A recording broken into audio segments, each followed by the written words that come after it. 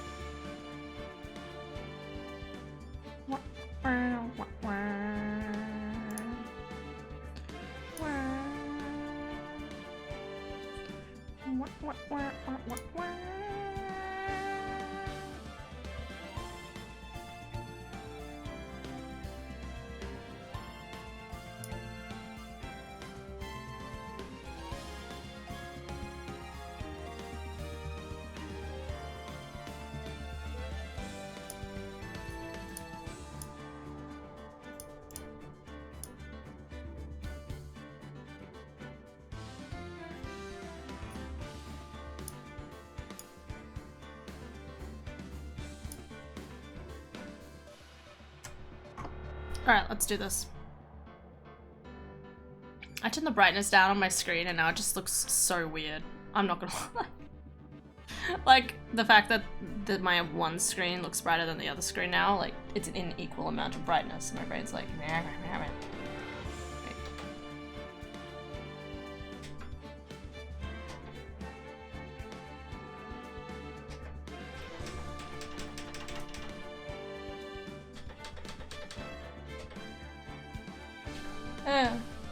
Meh.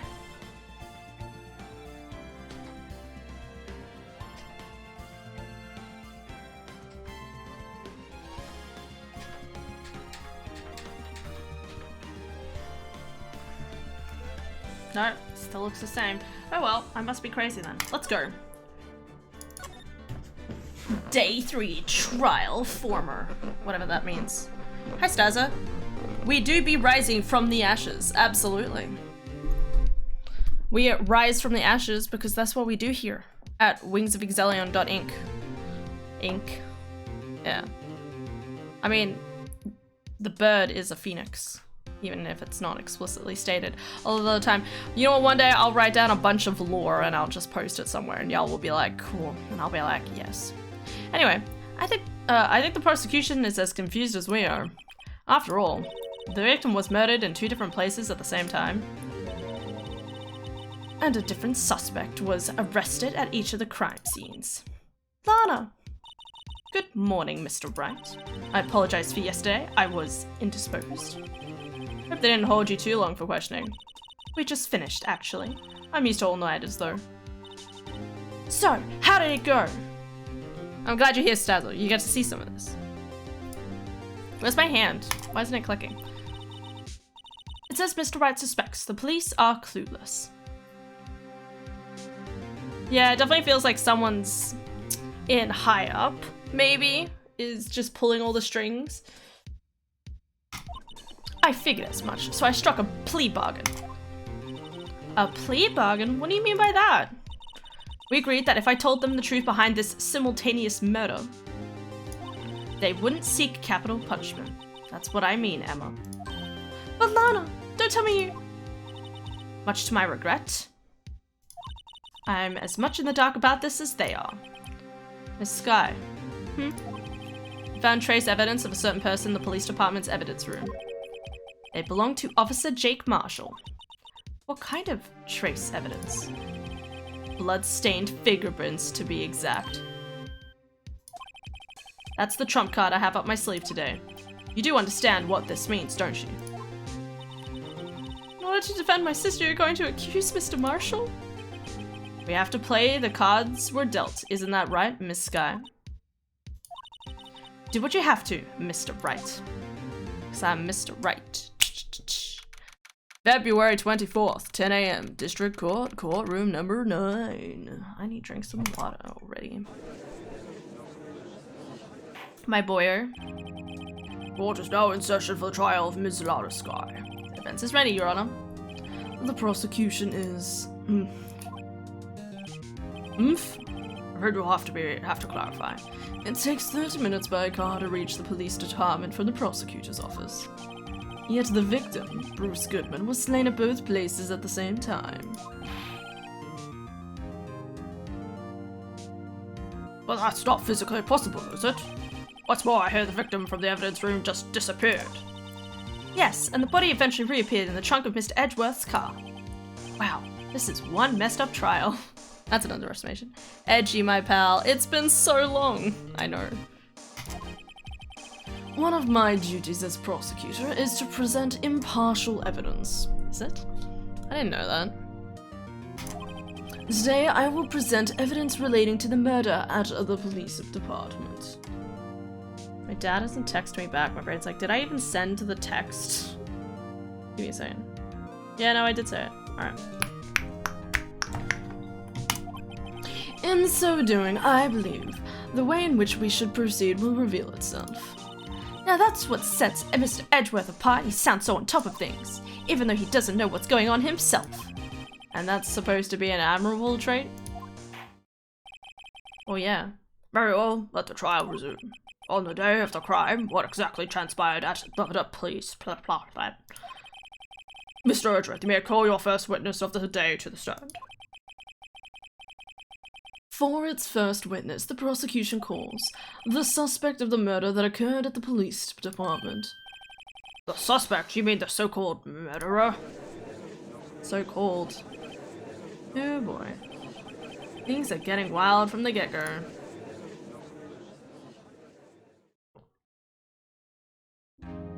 His chin is literally the bottom of a triangle or something. This is just a visual novel with extra steps. Pog. I know, right? It's great. I love visual novels with extra steps. Never call it a visual novel game ever. It's just visual novel with extra steps. It's too long. Will the witness please state his name and occupation? I hate the fact I'm gonna have to do this guy's voice every single time. Not Edgeworth, this guy. Sir, I am Officer Mike Meekins, sir. Really? Mike Meekins?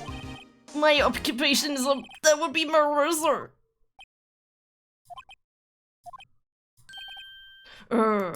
So you're telling us you're a professional killer? Sir, no, it was me, sir. I'm the one who did it. I'll never kill anyone again, sir. You gotta believe me, sir. Actually, what we're like to... Sir, I'm what you would call part of the younger generation, sir. A person who... Someone take that thing off him. I swear to God. Yo, they said the police, where's my boy Gumshoe? We haven't... Dude, it's less than 10 minutes into the stream. I don't even know if we'll see Gumshoe. We've only seen Gumshoe like twice so far. A person whose action as adults can't possibly comprehend. Please, Mr. Edgeworth, sir, help me, sir. Officer Meekins. Yes, sir. Give us your report of the crime. Consider that an order. Yes, sir, as you wish. After all, I'm a part of a generation that must be told what to do, sir. Can't fault him for a lack of enthusiasm. Crime report, sir. I want my good boy Gumshoe. We might see him. He's a Gen Z. That's okay. Although it's not my normal duty, I was assigned to guard the evidence room that day. By Marshall. I spotted a suspicious man on the security screen and rushed into the room. I was only doing what I was trained to do, sir. I was suddenly attacked. I fought for my life. Then I did it. After that, I passed out until another officer smacked me awake. So the victim, Detective Goodman, attacked you? Do unto others before they do unto you. That's the Meekins family motto, sir. Oh, I see. Then you fainted, and a colleague helped you regain consciousness. Yes, sir. He knocked me upside the head, sir. Very well. The defense may begin its cross-examination. Here is more info to work with. I know it.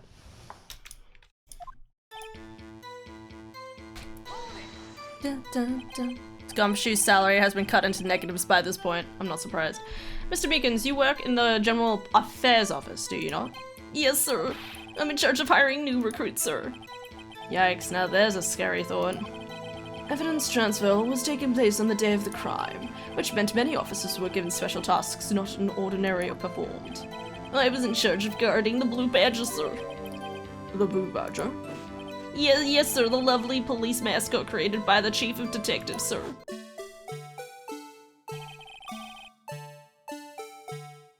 I was told to ensure it wasn't broken during the transferal process.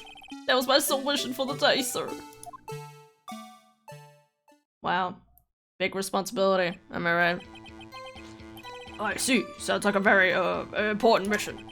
After the award ceremony finished that day, there were so many people running around that I relocated the Blue Badger to the evidence room. Oh, so that's why you went to the evidence room. Tell us, what did you see when you got there?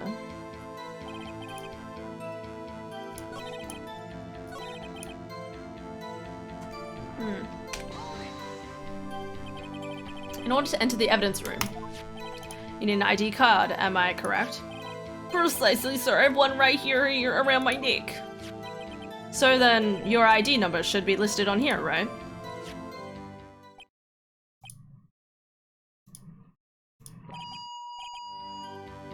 There it is, I found it. This is the one right here. Could you please read us the number? Yes, sir. It's not. Yeah, 4989596. That's my number, sir.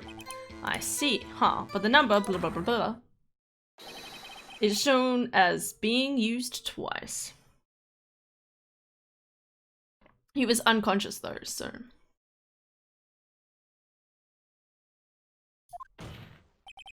Please explain, witness. It's no mystery, really, sir. The first time is when I relocated the Blue Badger to the evidence room, and the second time is when I went to go get him after everything settled down. I see. So it was during the second time when... Yes, sir. That's when I spotted the man on the security screen. Good.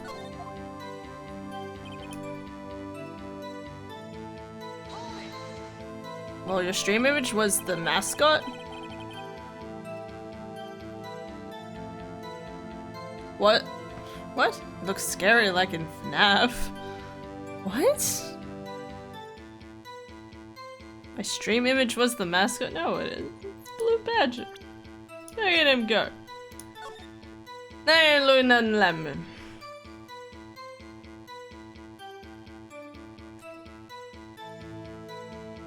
Oh, you mean in the preview little thing? Yeah, okay, I got you. I know what you're talking about now. Five Nights at Freddy's. Neef. Kinda does now you think about it. So you were attacked. Can you please tell us exactly what happened to you? It was a knife, sir, a knife! Detective Goodman pulled a knife on you. What happened then? Well, with me charging in and like him like that, he looked as surprised as I was. You aren't exactly the kind of person someone would want to run into. That's what I reacted, sir. I swung my arm like an octopus, struggling to detain him.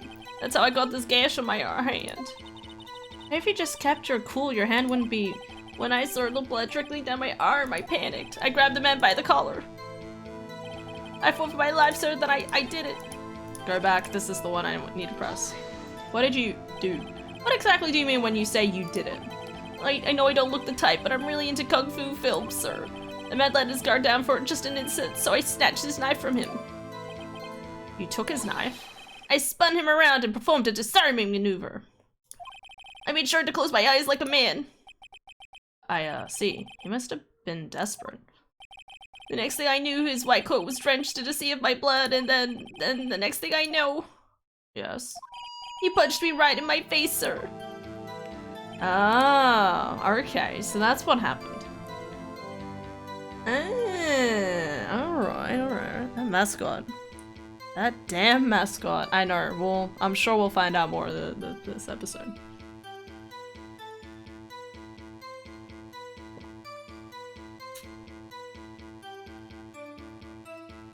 That's really interesting. Because remember the jacket? Wait, I have the picture. Wrong button. Remember this? That means that jacket is... That jacket is the victims. Yeah. Yeah, I think, yeah. Theoretically. So... maybe. Imagine using a bullhorn in court, or megaphone in this case. Dude, I don't even want to know. It hurts enough, like, with my ears. About what time did you regain consciousness? No offense, sir, but how am I supposed to know that? I was unconscious. Oh, right. According to the report from the officer that woke up the witness, it was about 5:30. Hit me right in the head, too. I woke up crying tears of pain. That's nice. I mean, it's nice that you recovered, that is. When I came around, though, I made sure to finish my mission, sir. Your mission? Yes, sir. The blue badges, sir. I returned him to the entrance before things got out of hand. Well, we can all rest easy now. I believe we now have a fairly accurate picture of what happened. Yes, Your Honor. Only one thing remains unclear. Was the man this officer murdered really the victim? He's got a point. Yes, Officer Meekins. With regards to that, sir. Take a look at this. It was sent to my jail cell. Chief Gant delivered it to me this morning, sir. The chief? Delivered it? What is that? Ah, videotape? Yes, sir, it's absolutely right, sir. Videotape, sir. It contains footage from the security camera in the evidence room. What? But I specifically asked if there was such a tape, and was told it had been mistakenly raised. That's quite a mistake. I just do what I'm told, sir. It's the only thing I'm really good at. Me. Looks like communication with the police department is as good as ever. See, Chief Gant is onto something, and I'm gonna stab him. Wait till the second game. Oh man, I'm excited. More voices, more confusion, more talking incessantly. I'm good at talking, but damn, this is a lot of talking. Well, let's have a look. Show us the video of you murdering the victim. No, please stop using that word murder, sir. It scares me. A video of a real murder. Just what are we getting ourselves into? It's not gonna show the murder.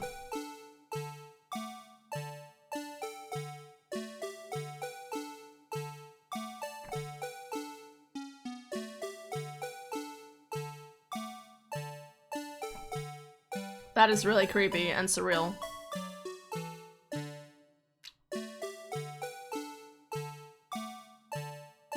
This is 5:15, right?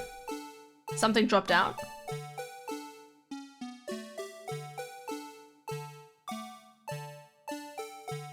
That's really intimidating. Who made this? See, it has the handprint on it.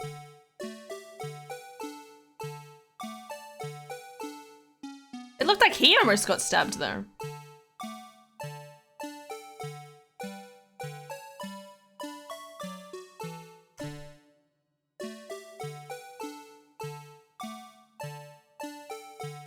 He wasn't murdered there. There you go. Where'd he go?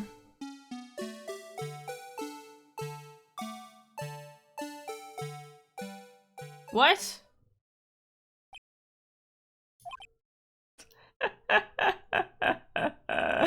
Oh, look at his face. It's great. Hi, Han. Hi, B! How's it going? Have you been? I've heard this so many times in videos. Oh my god, this is where the song comes from? Lol. 221, yo, this happened last year. Yeah, that's what happened, yeah. Good. It's good to hear. Have you been feeling better?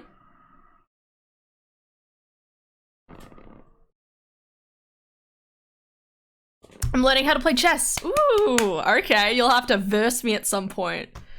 And then you'll like pull strategies that I'm like, what are you doing? And also drinking. Ayo, nice. You have to take a shot every single time you lose a pawn. That's a good idea. We could do that. Well, I believe we're all thinking the same thing. How can we deal with these unsettling feelings stirred within us? What the hell was that wriggling piece of plywood? Sir, that's the pride and joy of the entire criminal affairs department, sir. It's the Blue Badger, sir. Why am I not surprised this isn't going smoothly? Da da da da da. Yes, well, anyway, this tape seems to prove that the witness did indeed encounter someone in the evidence room, and some sort of activity did take place. Your Honor, instead of relying on clearly incomplete footage, the witness testimony will suffice.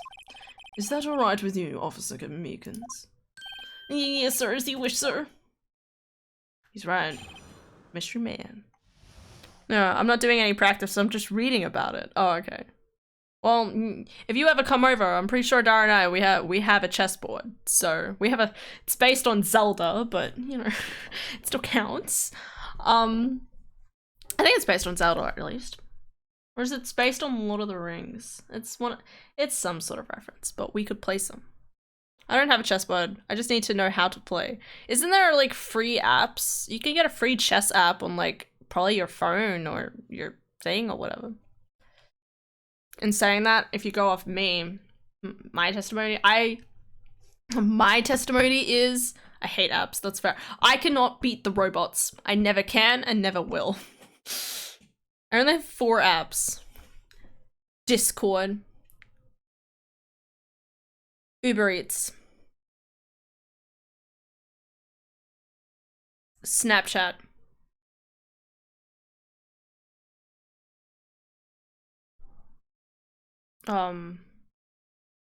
Typing? I don't know, man. Twitch? Yes, no, yes. Okay. You don't have Uber Eats? Damn, that's crazy. Oh, I guess that's right. Sorry, I was thinking of Geelong, not Horsham. My mistake. Sorry. His face can't be clearly seen in the video, but there's no question that the other person was Detective Goodman, sir. I mean, he opened the locker, which required Detective Goodman's fingerprint too. The locker he opened is unquestionably Detective Goodman's locker, sir. So it must be him. No one else could have unlocked it. Or have they? What? Chess AI is OP. Once you get them past like 1,600 rating, they're too accurate. It's terrifying. I have Snapchat, Discord, my banking app, and Hinge. Okay, there you go. You know what? That does make a lot more sense. I am too paranoid to have my banking app on my phone. I'm like, no, absolutely not. I'll forget something, or I'll be like, give me like note code stuff, and I'm like, ugh. Everything else is webby sites. I hate apps. That's fair. That's fair. What's this about a fingerprint? Each detective has been given a locker equipped with a fingerprint-activated lock. These locks ensure that each locker can only be opened by the detective it belongs to. Intriguing. That would mean the victim at the crime scene would have to have been Detective Goodman. Very well. The defense may begin its cross-examination. I don't know where this cross-examination will lead, but everything begins with contradictions. That's where I have to start.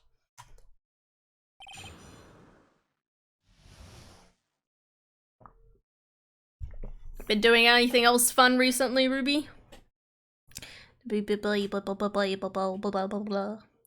am I doing? Brain's just... Can't be seen clearly in the video. Yeah, but there's no question that the other man was Detective Goodman, so... I mean, he opened the locker, which required Detective Goodman's fingerprints to do. The locker he opened is unquestionably Detective Goodman's locker, sir. So it must be him. No one else could have unlocked it. Is this true? However, the most important detail is not shown in this videotape. The man's face. Sir! If I may say something, sir. Please do, after you are the one being examined. I don't understand why the man's face is so important in this case, sir. I mean, it was his hand that opened the fingerprint lock. And it was his hand that tried to thrust his knife into my body, sir. My unsettling state can't just wind up to this, sir. Yes, you have a point. The footage doesn't lie. That is, unless the defense can find a problem with it. Mr. Wright, let's check the court record again. Is there a problem with the security camera? Wait, first things first, I'm saving. I've worked so many days in a row, but only have $17. That is concerning. Good Hello, Philip. Is everything okay? Ruby's doing her best. Hey, this game is very, very sexual. Y'all just put an egg in. Don't worry, it's just because there's Miles and Phoenix Wright. By the way, we ship Phoenix Wright, so this is my character, and Miles Edgeworth, okay, who's the prosecutor, okay? Because they're on opposite sides, but they're really sweet, and they're the best, okay? I'm just giving you the TLDR. Is there a problem with this thing? Let me watch.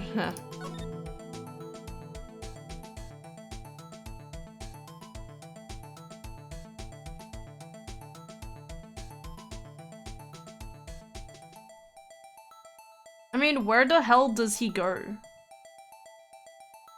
Why is the camera angle even with the body? Why is it not a high angle? There's the glove.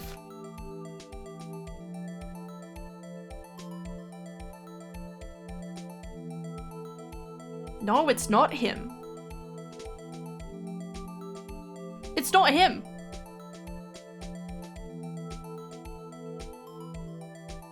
Stupid fucking... It's not him. Do you see that? Wait. Watch. I've seen the memes. It's unwell. It's perfect. How are you, Hannah? I'm going good. Looking more awesome each day, each passing day. Thank you. My eyesight is slowly going. That's the fun story you get to talk about today. All right, so watch this, right? So we don't see him use his fingerprints. As he goes to grab it, it falls out.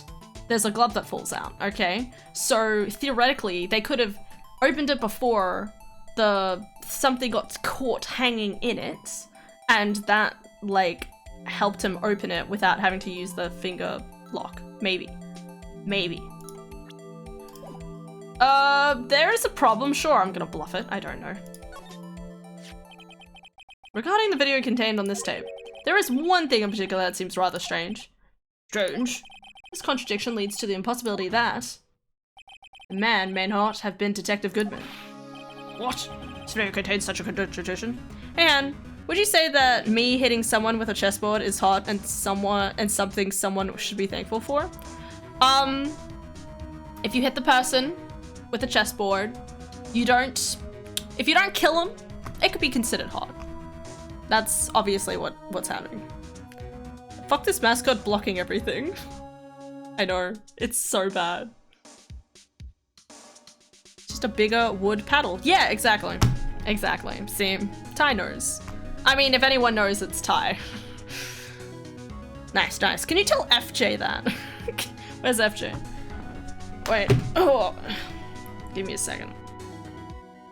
Oh, my dad texted me back, Pog. I'm seeing my cousin tomorrow. Give me a second.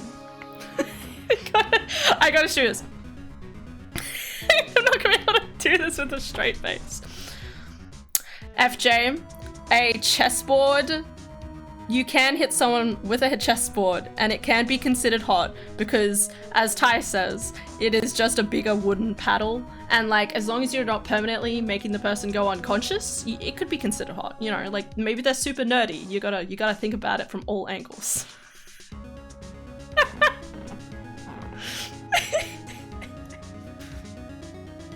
Is that my sound? There you go.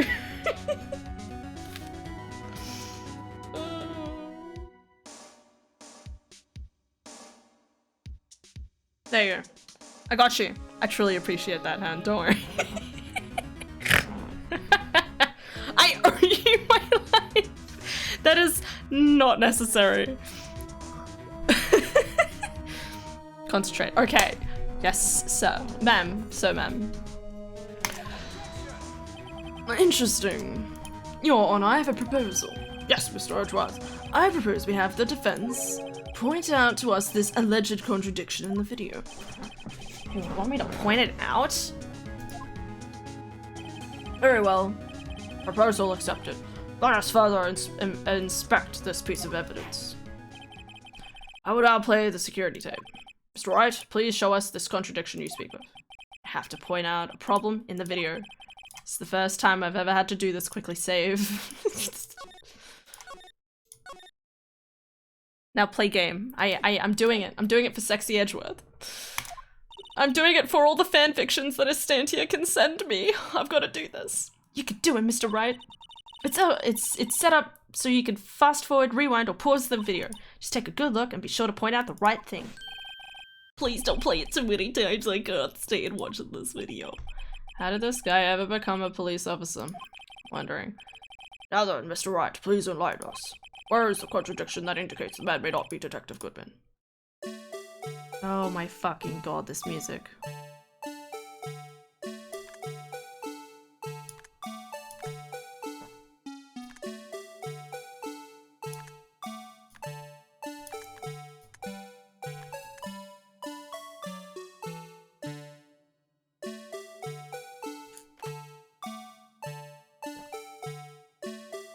Someone kill this music.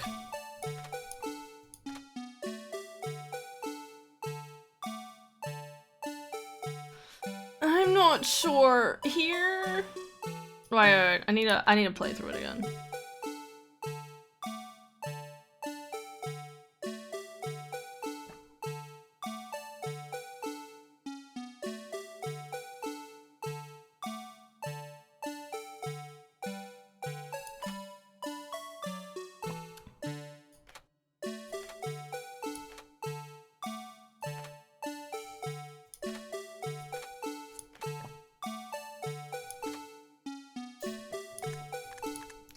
Wow, that blood got all over his jacket.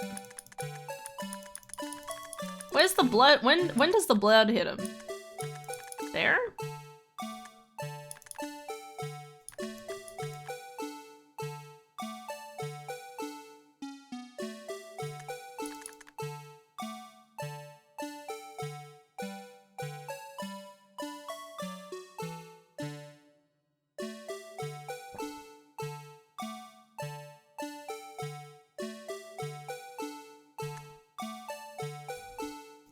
Where the hell did he go? That's my question. What the hell is that? We don't want to know. What has Ruby been going on about here now? Oh, nothing. Okay, this is the Blue Badger. It's the police department's pride and joy. The their mascot. The Blue Badger, okay? And it moves and it's a piece of shit, okay? But Schumann made it, Gumshoe made it, and so we have to deal with it.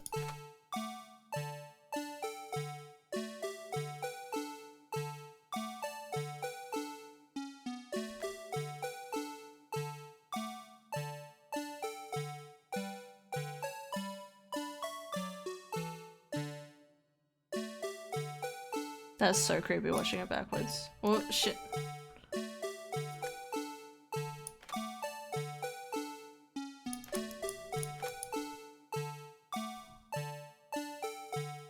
A glove? The thing that's strange about this video has got to be this. Yes, that is so strange. Something certainly seems unnatural about that. What could it mean? Sorry to interrupt, Mr. Wright, but you seem to have forgotten the point of this exercise.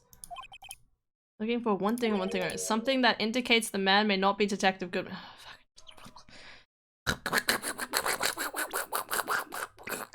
Okay, alright. Okay, you make a good point. Apologies. What?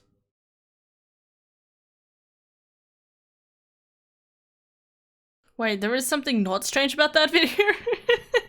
Legit, man. Find a contradiction that it may be him. Oh my fucking god, I'm muting the music for myself. You guys have to put up with it. Okay, I can still hear it. That's besides the point. It's a public stream, so... Wait, there is something not strange... Okay, I read that. Okay, so something to indicate that this is not Goodman, okay? Okay, we gotta look at him, okay? He's got jacket. He's got buttons. Look at them buttons. Yep, jacket.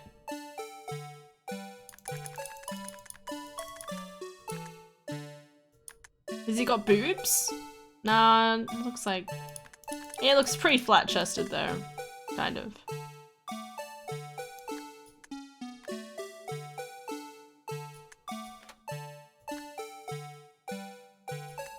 Okay. Okay, so the thing comes out. It still kind of looks like them, don't you think?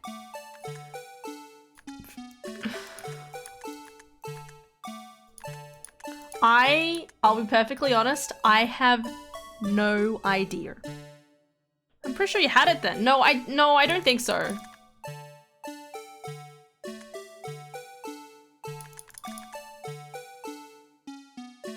You think it wasn't the glove? You think it was the glove?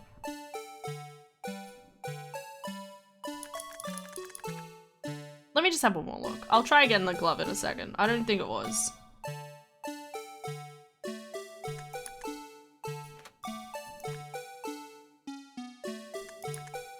Turns his back. It's definitely a man.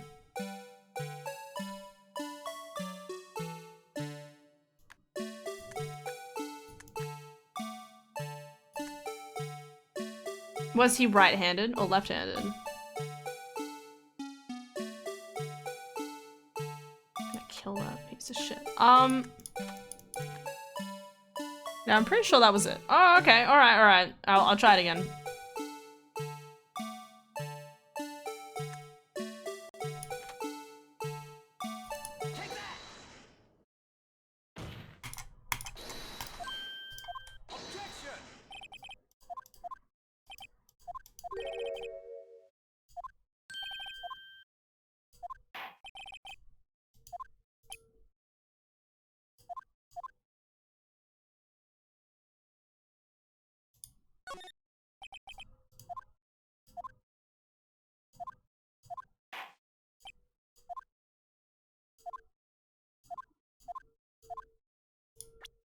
I'm just gonna load back. I don't think it took any of my health, but I'm gonna do it anyway. It's all coming back. You're on the right track at least. Okay. I don't...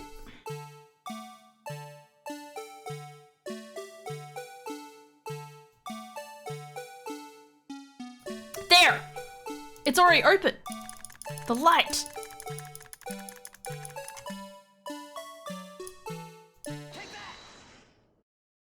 Light's already on, it's already opened! The thing that's strange about the video has got to be this. Officer Meanikins, here we go. Sir, you mean, sir? As I understand it, the locker apparatus works like this. When you grab the handle, a sensor reads your fingerprints. If it matches, the light turns on and the lock is released.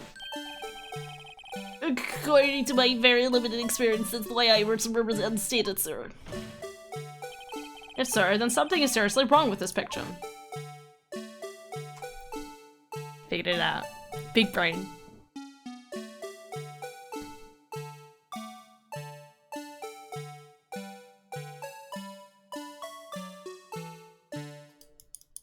Why are we watching this entirety again?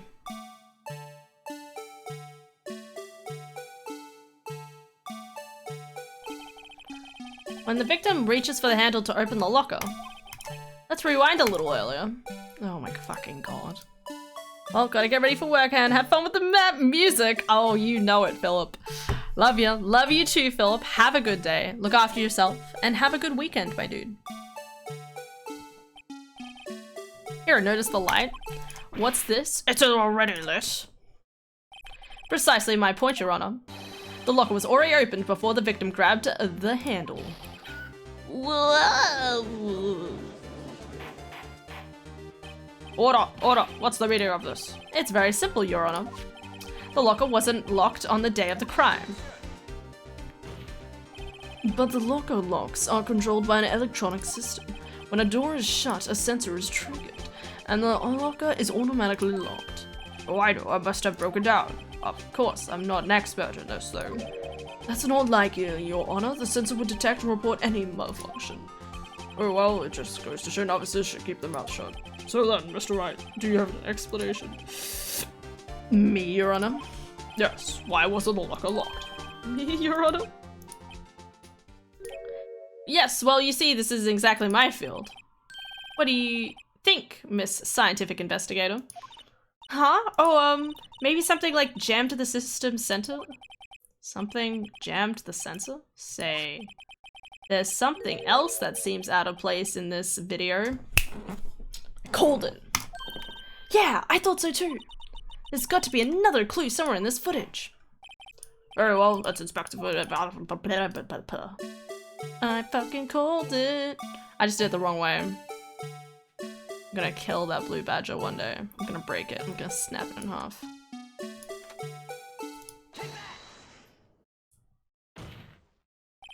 Please watch closely. This is the continuation of the part I showed you earlier. Fucking God. No music this time. Thank God. Or it broke. I don't know.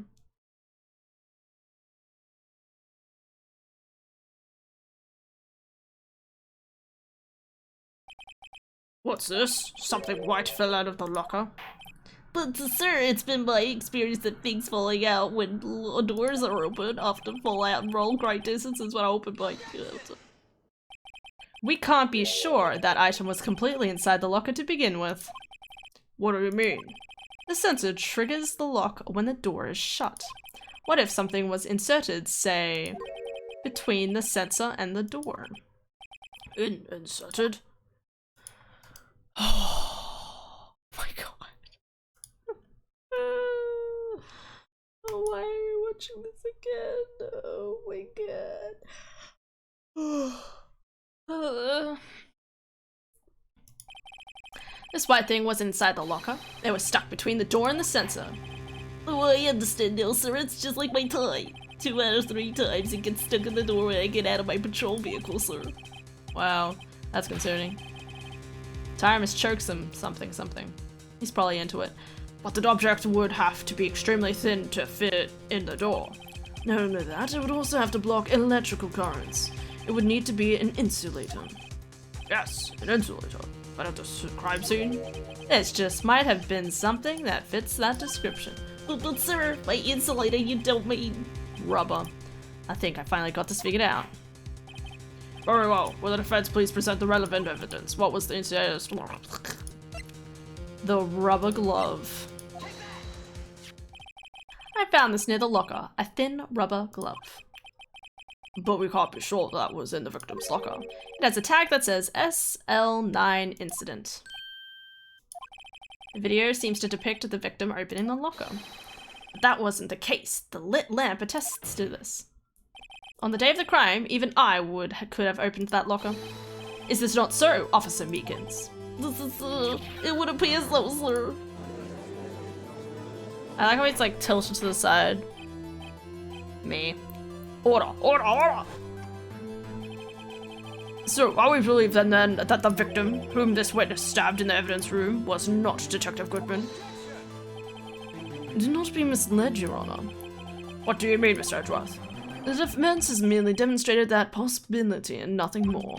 The victim in the video was indeed Bruce Goodman. The prosecution will offer one more testimony to prove this.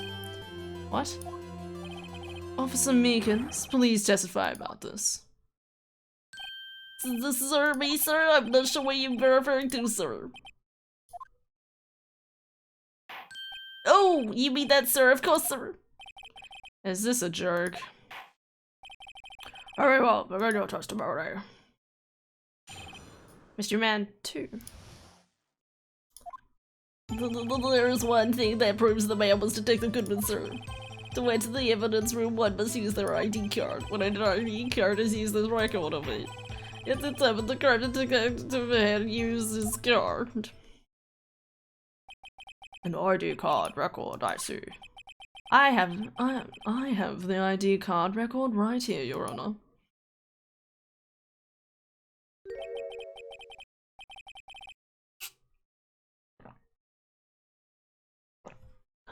But who was 420? The ID used at 5:14 is that of the victim. Just before the crime. Yes, without a doubt, this is the victim's ID. However, one thing does strike me as unusual. Several hundred cases should have been due for transferal. Why were there so few people using this room? This particular evidence room is only used for storing certain special cases. Special cases? Extremely violent cases involving police staff. Just hearing that makes my hair stand on end. Me too, although it doesn't make much of a difference. I'm sure his hair is standing on end for a different reason. Anyway, there were only a few cases up for transfer, and most were cleared up by noon. Right, I see. Now let us move on to the cross-examination. Alright.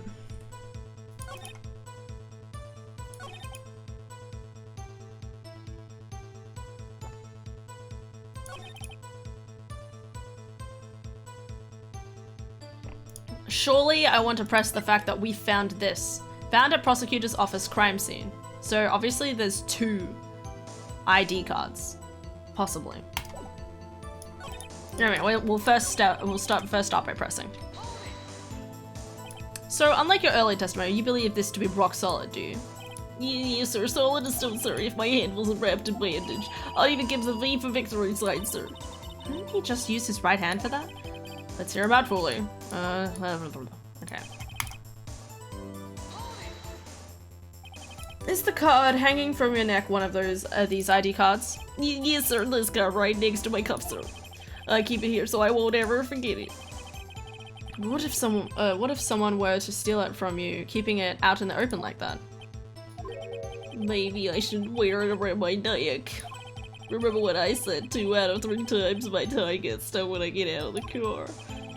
Well, the remaining time, it's my ID card that gets took. Instead of the car door closing, my ID chokes me. Maybe I should just leave this one alone. At any rate, each police officer has only one ID badge. Both the police department and the prosecutor often can attest to this. Please proceed with your testimony. Okay. There's an ID card, it's used there. Press strats. Nah. Yeah, well, yeah. Sorry, I didn't understand what you were saying. I thought you were telling me to press a button. I'm like, there's no button called strats. And then I was like, yes, pressing is the act of, yeah. Anyway, don't listen to me. Or do whatever you want. Let it be noted that this is the record the witness referred to. And let me see, yes, that would be it, Detective Goodman. What's the matter? According to this, Mr. Edgeworth, your name is on here. So it is, Your Honor. Not that prosecutor again. Hey, maybe he's behind all this. Being a prosecutor, he could hide the evidence. Mommy, is that man in blue a murderer? Shh, don't stare at him. You've got the wrong color, kid. It would seem the inquiry committee will want to speak with you again today.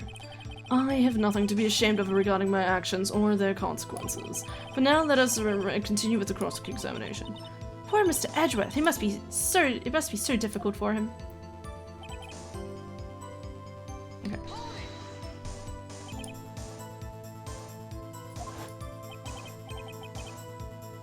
He pulled out a knife on you. You, sir, didn't show me any ID cards, sir. Don't you think that's odd? I mean, if he had his ID card, all he had to do was show it to you. There wouldn't be any reason to draw a knife. Maybe he just panicked. Everything stems from contradictions. Let's point them out. Now, what do you think? I'm confused. What? The problem with this ID card is far too obvious. It's not like Edgeworth to miss something like this. You're thinking too hard about it. Come on, let's show them what we've got. Okay, okay, well, we're gonna save. Dun dun dun dun dun dun dun dun dun bum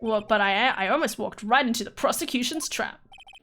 What are you talking about? This cross-examination has proven only one thing and one thing only. The security video did not show the actual murder.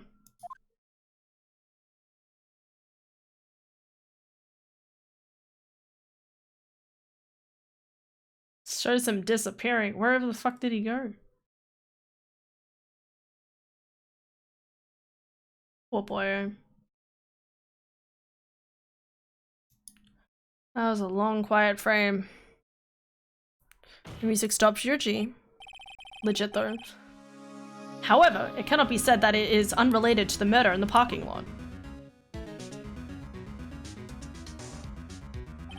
Specifically, large amounts of blood traces were found in the evidence room. The defense demands further examination into the truth of the matter. Mr. Redruth? Yes, Your Honor. If this court were to examine this further, other witnesses will be necessary. Is the prosecution prepared? I'm sorry, Your Honor. The prosecution considered the incident at the police department to be unrelated. We have not prepared any other witnesses for this incident. This just might be my chance. Time to call a certain Texas Ranger to the stand. Mr. Wright, do you mean... Your Honor. The defense would like to request a specific witness. Oh, whom do you have in mind? Someone we have reason to believe knows the truth behind the activities that took place in the evidence room. The prosecution requests to hear this person's name before deciding whether or not to comply. Very well then, Mr. Wright. This person whom you would have testify. What is his or her name? Oh. Thinks he's a cowboy. Officer Jake Marshall. Why him? Can't let Edgeworth know everything just yet. He's in charge of the evidence room. I feel we should hear what he has to say. The prosecution agrees to the defense's request. Well, since he was responsible for guarding the room, we should hear his testimony. Fortunately, he works in the police department. We shouldn't need longer than 20 minutes to prepare. Imagine having to drop every single part of your work. Like, you're in the middle of doing something. It's like, you've been called to court, and you're like, how long do I have? 30 minutes. Fuck! Just to drive down. He's gonna be late to court. The court will take a 30-minute recess while the witnesses subpoenaed? Isn't it? Subpoenaed? It's not subpoenaed. That's ridiculous. They're... It's subpoenaed or something. Yes, Chuck Norris. Let's fucking go. Will the prosecution please prepare the witness during this time? We will, Your Honor. Court is now in recess. 11:32. That was an hour and a half. Wow. There's no stopping you, is there, Mr. Wright? Huh? What do you mean? You called for Jake Marshall. It seems you've figured everything out. I haven't figured anything out. Lana, you're the one who knows everything. Emma, you always know everything. Why don't you just tell us? Mr. Wright is trying his hardest to protect you. I don't recall ever asking for his protection. How can you be so cold? She's just a tsundere. Come on, guys. Don't you trust us? Don't you trust me? Oh, I'm not interrupting anything, pals. There's a gumshoe. Ty, you can come out of hiding. I'm kidding. He's probably asleep. Oh, I guess I am. I'll come back later. Oh, puppy dog. He's gone. Wait, Detective Gumshoe. What is it? Oh, isn't he gorgeous? You got a lot of nerve, pal, making a detective run all around all well on duty. And to top it off, you call me here. I've seen happier people at funerals. Sorry, detective. You better be, pal. Hey. I didn't see you there, Chief Prosecutor Sky. But that's okay. Sir, have you bought what I asked? Oh. You mean this, right? My apologies, Detective. Due to my present circumstances, I was forced to use Mr. Wright's name when making my request. My name? Never in a million years would I have thought it was you who asked me. Could I bother you to bring me the SL9 incident files? I'll need them by noon. Talk about crazy. SL9 incident. Well, Lana, that's... I thought Mr. Wright might need them, so I had them brought in. Here, you might do well to read them. I can't believe you, the chief prosecutor, were a witness in that case. Miss Sky was a witness. Joe Dark killings, solved 2 years ago. Take it from me, you don't want anything to do with serial murders. From you? Oh, what? Now I've brought you stuff, you're just gonna ignore me? Emma, but wait. Why is your name in here? Well, what? My name's in there. I don't know, unless... No, it couldn't be. Lana, this SL9 incident, is that... That's the classification number the police filed it under. 2 years ago, the rest of the world knew it as the Joe Dark killings. What is happening? The Joe Dark. No, Lana. That's over with. No. Emma, wait. She ran away. I just remembered I gotta be somewhere. Sorry, pal, but I'm out of here. Bye, Gumshoe. We love you. Jake Marshall, Angel Starr, Damon Gant, Miles Edgeworth. Not to mention Emma, Lana, and Emma Sky. Everyone involved in this case is connected to those killings 2 years ago. This can't be just a coincidence. Knowing you might be able to figure it out. Time to get back to the trial, Mr. Wright. Best of luck. Okay, do I have it? Can I read it? Let me read it. Okay. Incident number SL9. Closed. Perpetrator Joe Dark. Crime serial murderer. Sentenced to death. Victims: Edward Jones, Jason Knight, Edith Kirby, Rachel Moss, Jeb Bates, and Neil Marshall. Neil Marshall, his brother. Not to mention, these just sound like people who worked on the game, I'm just saying. But Neil Marshall's obviously the guy's brother. Head prosecutor Miles Edgeworth. Witnesses Lana Sky and Emma Sky. Investigation Task Force. Executive investigators Damon Gant and Lana Sky. Head investigator Bruce Goodman. Investigators Jake Marshall and Angel Starr.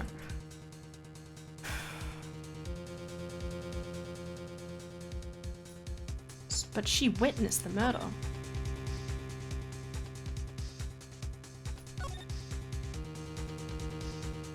They did say they had a pretty good witness. Emma's gonna be more important as a part of this than we think. Better take a good look at this file.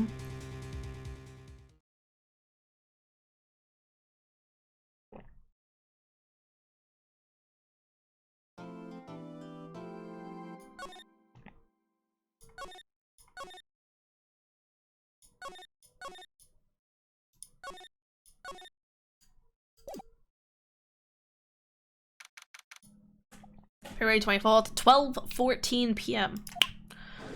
Okay. Well, I don't have my little boyo beside me, so it's gonna be sad. This court will now reconvene for the trial of Ms. Lana Sky. Emma didn't come back. Allow me to call the next witness to the stand. The officer in charge of guarding the evidence room on the day of crime. Ba-da-ba-ba-da-ba. Witness, please state your name and occupation. Me, partner, or I'm just a man, same as you, wandering the trails of civilization. I love him. It's just the music, drama. Occasionally helping the elderly across intersections when needed. Yes, we can get it. Oh, I know, you're a patrolman. As for my name, if you listen hard enough, you can hear the howling winds call it out. To be exact, it's Jacob Marshall, Your Honor. Howling wind? I never heard Edgeworth described that way before. Now, Mr. Marshall, let me ask you something. You are in charge of guarding the evidence room on the day of the crime took place. Is this correct? According to the papers, partner. What do you mean? A desperado soul is as boundless as the desert sands. No paper can sum it up. Maybe it's best we get on with this quickly. Please share with us your testimony the day of the crime, in plain old English.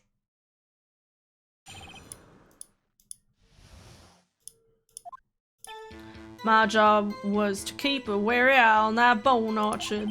They said I was supposed to make rounds 3 times a day, but that ain't my style. Besides, the room's protected by 2 security systems anyway. If I remember right, I was at a street side saloon at the time it went down. I'm just an innocent traveling man, so if you were out of ammo, it's time I hit the trail. What? I can't say I particularly care for your attitude. I can't say I care for your beard, but you don't see me complaining. Wait a minute. What do you mean by 2 security systems? I mean security cameras and the ID card reader. I reckon even a cowpoke like you knows about those. Oh yes, about the fingerprint activated locks on the evidence lockers? Oh yes, but what about the fingerprint activated locks? What kind of newfangled hoodickies are those? It's not even being very helpful. He's not that good with machines or with following orders. Everyone's got their weakness now, don't they, Mr. Prosecutor?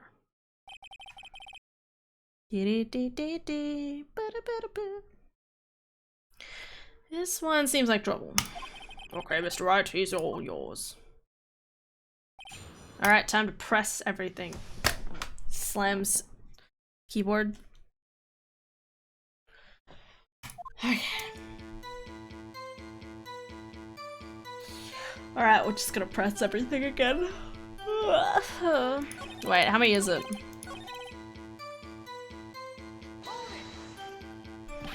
What were you doing in a place like that? I was eating spaghetti. Not even angel steaks that can beat that parlor's Von Gogh sepias pasta. Do you mean to tell us you abandoned your police duties to eat some noodles? Not at all desperados eat tacos, partner. That's not what I meant. I hope this is at least taught you a lesson. That's strange. This is usually what Edgeworth says. Did you not want a raise this year?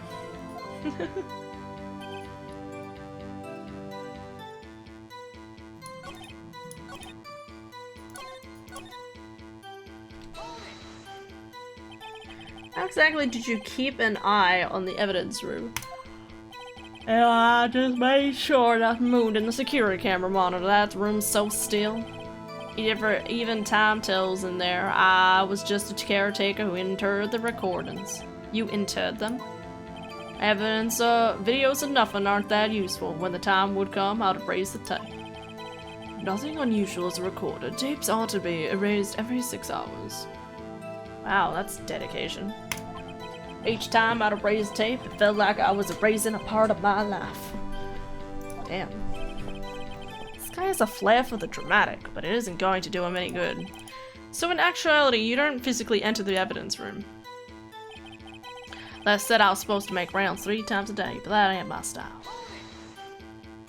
But you made your rounds on the day of the crime, right? Ain't you heard a word I said, partner? I told you that ain't my style. I'm afraid I don't understand. No desperado I know lets rules get in his way. No desperados I know join the police force. So, Officer Marshall, on the day of the crime, just between you and me, I didn't set foot in the evidence locker that day. There was a rival club stuck in the victim's locker. Do you know anything about that? Sorry, partner, can't say I do. I haven't been in that crypt in weeks. How does this guy avoid being fired? Spies. The room's protected by 2 security systems anyway. We already pressed that, didn't we? Or no.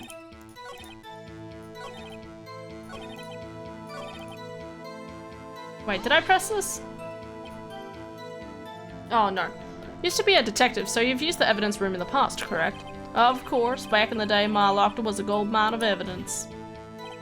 And yet you didn't know about the fingerprint locking mechanism? Sorry, partner, I ain't good with machines. I couldn't even tell you how a bike works. It's quite, incredible. The sensors on the locker handles cannot be seen. It's well known that some detectives are unaware of their presence. Now that he mentions it, Detective Gumshoe said something like that too. Teddy Wright, it doesn't seem this is relevant to the crime. Can you tell us what you were doing in the crime? Street side blame, just an innocent trap. Okay. One more. Out of ammo, Officer Marshall. That's right, partner.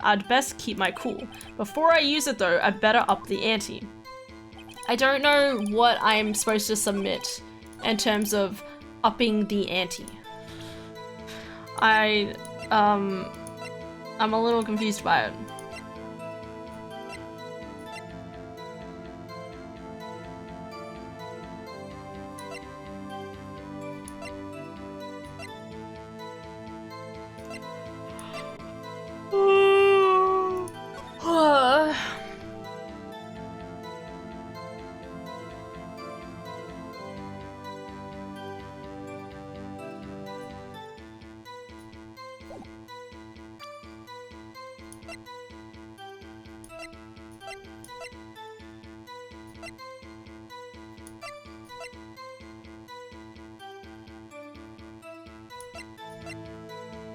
So I'd say fairly stuck.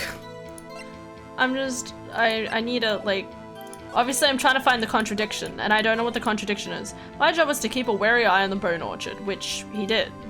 Except he didn't this day, but you know what I mean. They said I was supposed to make rounds 3 times a day, but that ain't my style. So he wasn't there. But I don't have any evidence of him being there. Well, besides from the handprint. Besides, the room is protected by 2 security systems anyway. If I recall right, I was at the straight side saloon. I mean, I could try just presenting it anyway.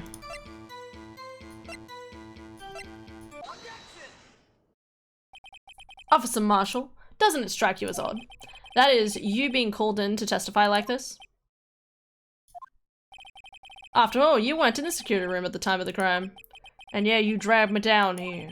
Explain yourself, partner.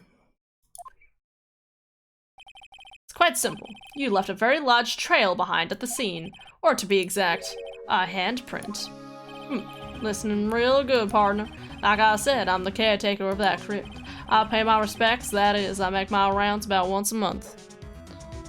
Okay, I guess I was supposed to do this. So only natural my fingerprints would be in there. I only wish it were, officer. But you see, your fingerprints were covered in blood. What is the meaning of this? Your blood-stained fingerprints were at the crime scene. The wild blood was wiped away. However, a lunar test clearly reveals this. Well, Officer Marshall, it seems to me there ain't a man in this room with a head on his shoulders. I take it you have an explanation then, Officer Marshall, about the blood-stained fingerprints. Caught himself shaving. Very well, you may begin your testimony about your fingerprints found at the scene of the crime. Okay. Like I said, it's unnatural for my fingerprints to be in that evidence room. One of them just happened to be at the same place as the blood-stained handprint. The murderer touched the locker where my fingerprint was by chance. The murderer touched the locker where my fingerprint was by chance. The murderer touched the locker where my fingerprint was by chance. The bloodstain and the fingerprint are completely unrelated. Or didn't you know the murderer was wearing gloves? See, I had nothing to do with it. What? But it was his fingerprint. Okay. Still read, Hannah. Although there's room for doubt. Life wouldn't be fun without any doubt, partner. What? Convince me, I'll cross-examine the witness. This guy's hiding something, I can feel it. Now's my chance to prove it. I need to reread that, because that made no sense to me. Like I said, it's only natural for my fingerprints to be in the evidence room. One of them just happened to be at the same place as the bloodstained handprint. The murderer touched the locker where my fingerprint was by chance. The bloodstain and the fingerprint are completely unrelated. Or didn't you know the murderer was wearing gloves? How does he know that?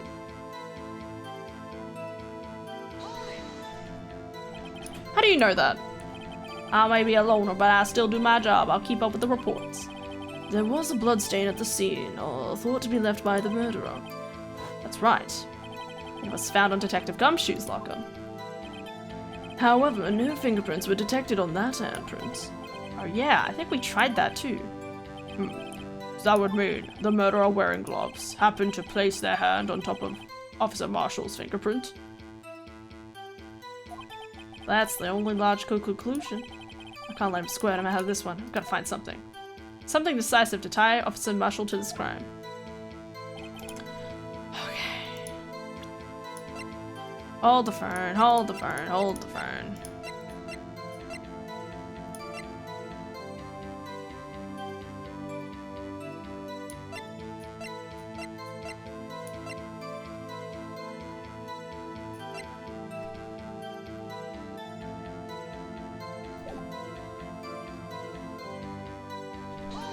Okay. That's because how did you put it? Pay your respects once a month? Yeah, that's right. That and one more thing. That locker happens to be mine. What? What do you mean? I mean what I said. That's the locker I used when I was a detective. The locker I still use. All that's in there now, though, is a heap of broken dreams. I see. It'd be strange if my prints weren't all over that locker. Apparently his fingerprint data was never removed from that locker's programming. Yeah, that's what I'm thinking. He must have been using the fingerprint lock all this time without even knowing it. What? Are you starting to get the picture, partner? The picture? Yeah, that's what I'm confused by. The seal of blood in the desert is just food for buzzards. There's only one reality, and that's this. Security tape. So long as my trail isn't in there, you can't say otherwise. This isn't getting us anywhere, Mr. Wright. Please consider carefully where you're going to with this cross-examination. Yes, sir. Now then, continue your testimony, Officer Marshall. Why did I get told off there? Now you got me worried.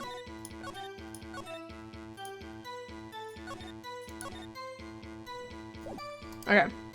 Too bad it wasn't me in the video, right, partner? What do you mean by that? You want me to tie me to this crime, isn't that right, partner?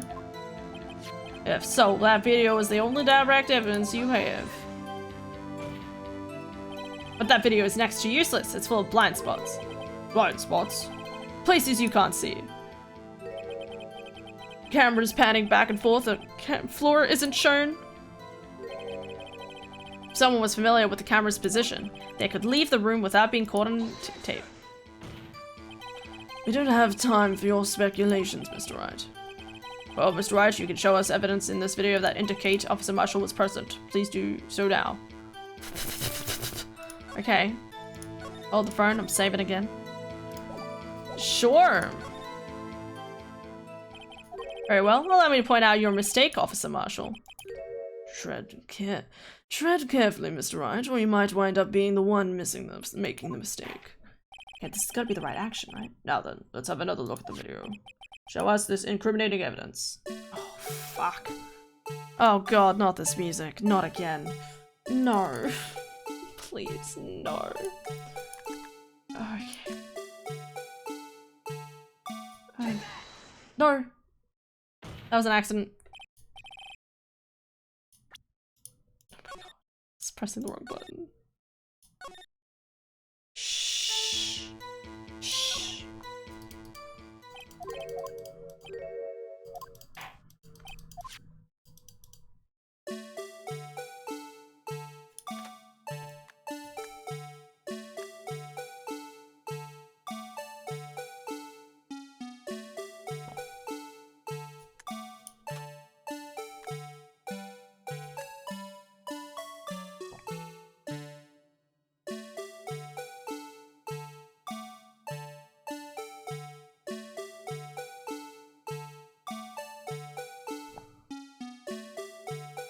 I don't know, his height.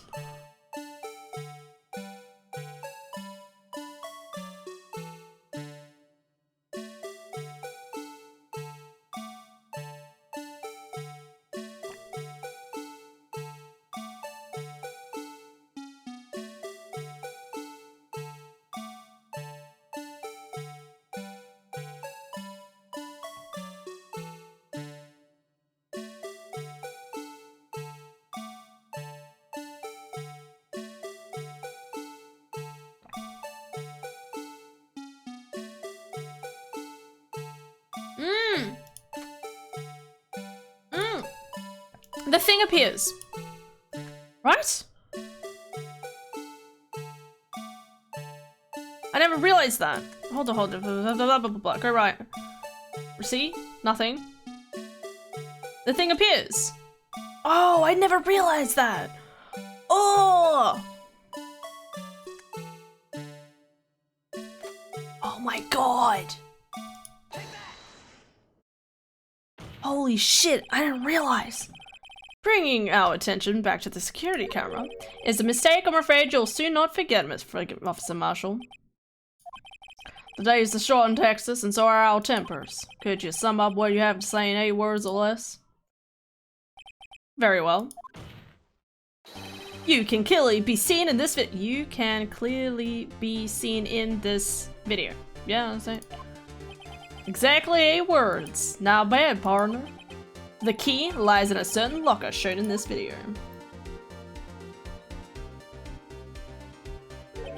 That locker with the white cloth sticking out. That was the witnesses, I believe.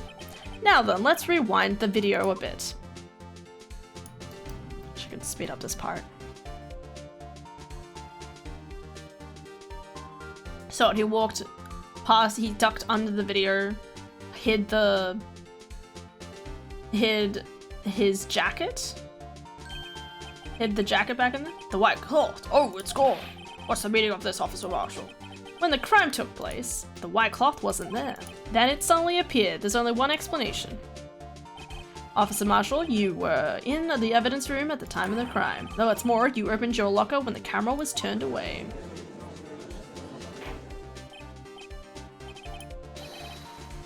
Hold your horses. Sorry, partner, but you got the wrong man. Huh? So what if my locker was open? That doesn't mean I'm the one who opened it. The murderer needed to hide something, so he opened the locker and stuck it in. Not my fault he happened to choose mine. Why is everyone staring at me like I'm a wanted man? This guy isn't just playing dumb. He really doesn't know. I hate to rain on your parade, but you're the only person who can open that particular locker. Oh yeah? I call your bluff. You say open that locker? Now prove it. There's... The lockers... Sorry. Only the assigned detective Prince can unlock it. Indicator lamp lights up when it's open. Oh, fingerprint sensor? Oh. This poor boy. We talked about this earlier today. The lockers can only be opened by the detective they belong to. What kind of crazy talk is this? Well, Detective Gumshoe did mention something about this. In case the locks aren't that obvious, there are even some people on the force that don't know how about the fingerprint locks. So, Sheriff, what do you have to say in 8 words or less? I wouldn't bite that if I were you. Only got 1 word for you, partner. Fuck. No. Oh no. Remember where the fingerprints were? Yeah, on that thing. Order. Witness, explain yourself. If this is a joke, it's the worst I've ever heard. I assure you this is no joke, Officer Marshall. Now then, please tell us what you were doing in the evidence room at the time of the crime. This is me. Ole, please, answer the question. What is he now, a bullfighter? That's alright, Officer Marshall. I believe we can figure the rest out from here. We can. Have a look at these floor plans. There's no place for someone to hide in the evidence room. Yet, Officer Meekins didn't see Officer Marshall. If that's so, then... if that's so, where was the witness? It seems Mr. Wright has an answer. That's right, the only possible conclusion. What? Well then, let's hear it. Huh? Where was Officer Marshall at the time of the crime?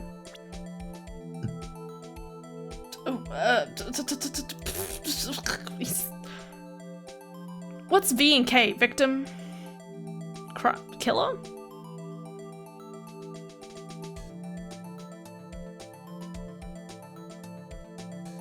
You mean here? Officer Marshall was standing right here. But that's where the victim, Detective Goodman, was. Okay, good. I got it right. Correct. Unless the man wasn't Detective Goodman. I believe the victim in the video is Officer Marshall. It was you dressed up like Detective Goodman. But that's preposterous. Officer Meekins witnessed the detective at the crime scene. Once he saw the man's face, he'd know for sure. May I point out, though, that Officer Meekins did not know Detective Goodman. He also testified about the man's reaction when confronted. When I entered the evidence room, I asked him to show his card, sir. Yes, and how did Detective Goodman respond? He suddenly pulled a knife on me, sir. Something about the officer's story puzzled me. If the man had his ID, why hadn't he just showed it? Yes, he would have needed it to enter the evidence room, so he must have been carrying it. The answer is simple. He couldn't show it.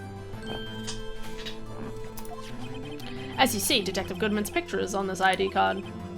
Oh, I get it. If he showed that, his cover would have been blown. Officer Meekins would have realized the man wasn't Detective Goodman. Victim killer. Okay.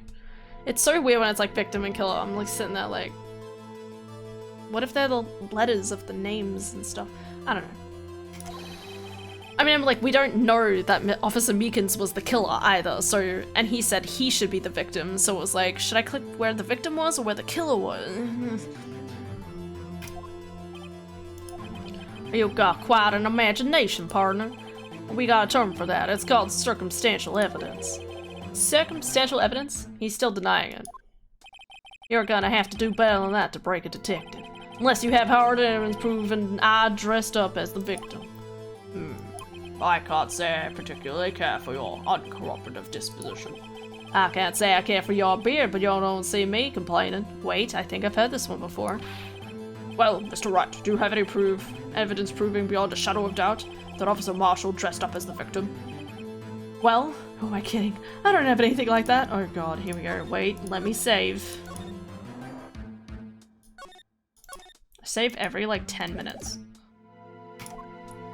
I can see the fear in your eyes, partner. Seems you're the one who couldn't take the desert heat. This can't be happening. So if he sees the one, what can I do? Bluff. Oh, it's Edgeworth coming in clutch again. It looks like your lack of experience has finally been exposed. Huh? I'll pass on to you what someone told me when I was just starting out. When you run into a wall with no place to go, return to the basics. The basics?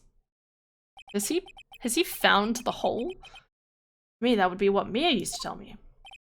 Phoenix, try thinking outside the box.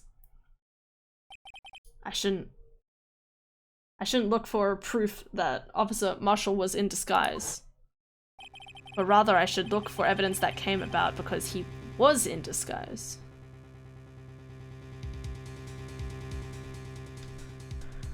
I should look for evidence that came about because he was in disguise.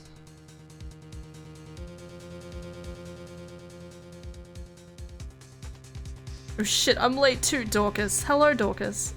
Sorry, man. But yeah, it's been an hour and a half. If you missed quite a bit. I don't know what's going on exactly though. I don't think this is the end though. I should look for evidence that came about because he was in disguise. Why do you think this locker was opened in the first place? What do you mean? There's no reason for Officer Marshall to open his locker at the time of the crime, yet he did, despite the chance that it might be discovered later as it had been. Which means he didn't originally plan to open his locker. According to the defense's argument, Officer Jake Marshall dressed up as Detective Goodman at the time of the crime. Then, after the crime was committed, he opened his own locker for some unknown reason. No, that's not an unknown reason. He got blood on it. That then a white cloth is sticking out of the locker seems to indicate that he opened it in order to put the cloth inside.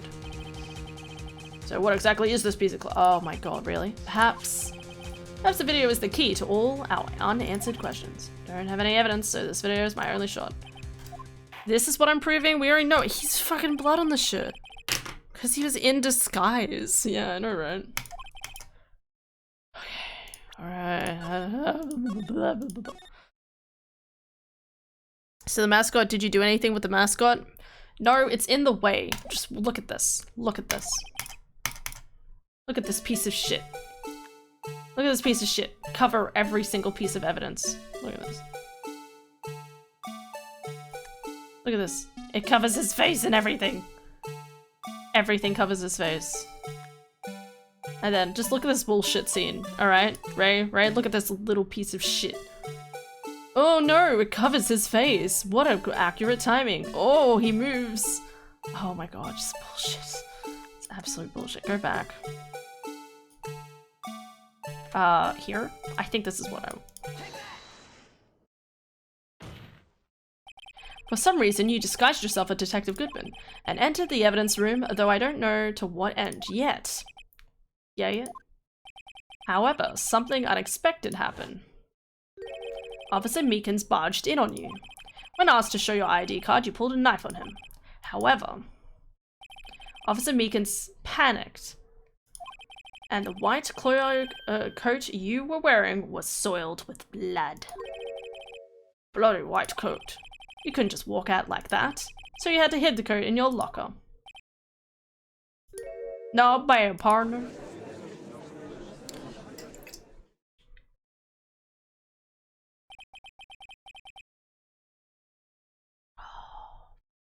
Now then, Officer Marshall, are you ready to tell us the truth? Looks like I underestimated y'all. I hope y'all happy now, Mr. Edgeworth. Why does it look like he has such long eyelashes? Have you guys ever really noticed that sometimes like guys have longer eyelashes than girls? It makes me upset. Sorry, this is random tangent. It's just he always looks like when it's this picture, looks like he's very like girly eyes, like very long eyelashes. And I'm sitting there like, I wish I had long eyelashes. Don't tell me to use mascara. I don't want to poke myself in the eye. That's crazy. 2 years ago, if you were only half as persistent then as you are today, we all wouldn't have to be here now, would we? Officer Marshall, tell us the court what you did, all of it. Alright, it seems the time has come. Ooh, here we go. Okay, we're gonna find out about SL9. Let's go! I had to do it that day. I couldn't just stand by and let it die. I stole the detective's ID and dressed like him. I planned to take out all the evidence. I wasn't expecting Officer Meekins. I knocked him out, and I managed to escape. I knew which areas wouldn't be caught on the camera. There wasn't any murder in the evidence room at 5:15. It does sound like what they were doing was completely unrelated to the case. So, the supposed victim was really you. But there's one thing I still don't understand. Traces of a large quantity of blood were found on the floor of the evidence room. If no one was murdered, then how could that be? Officer Meekins managed to cut his own hand. My guess is he's the donor. It was way too much blood for such a small donation.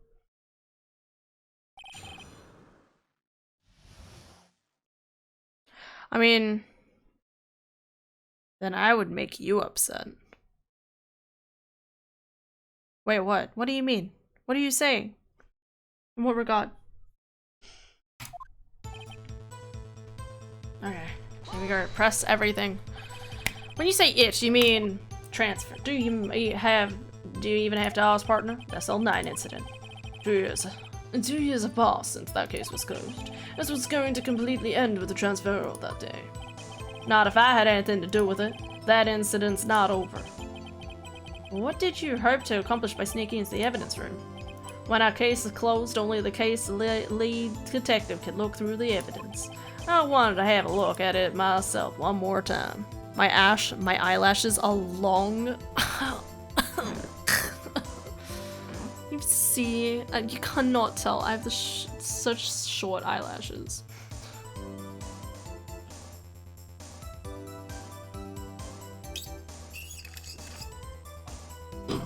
Oh. I'm telling you, some men truly are peacocks.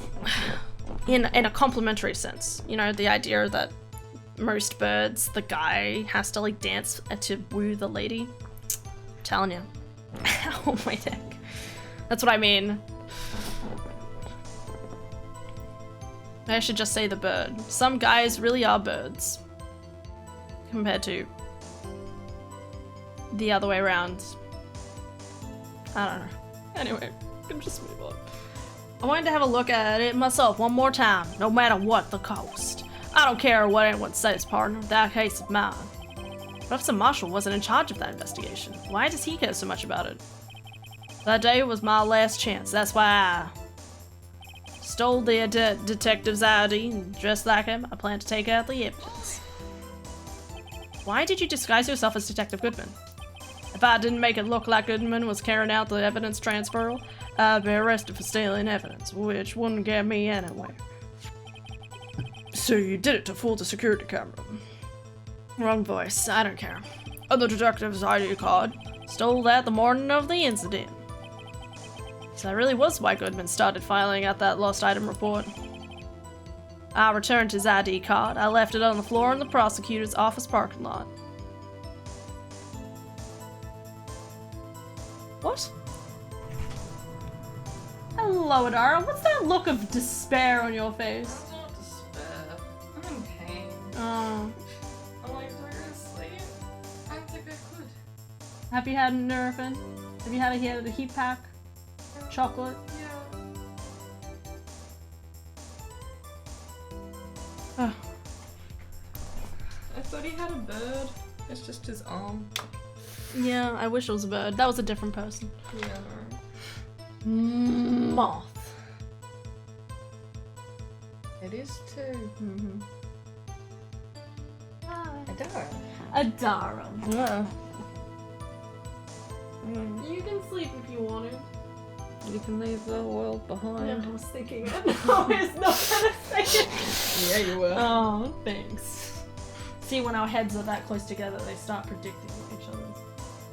Don't even have to be that close together. Oh no, the M&M's. They're going October. How could they? For your pain. Such a great sister.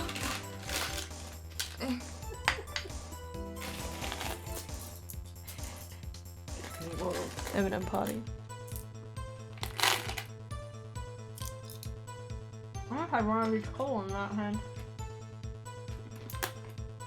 What?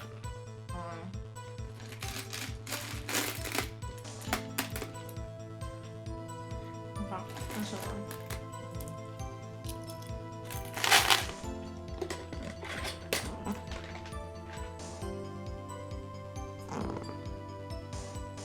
So, are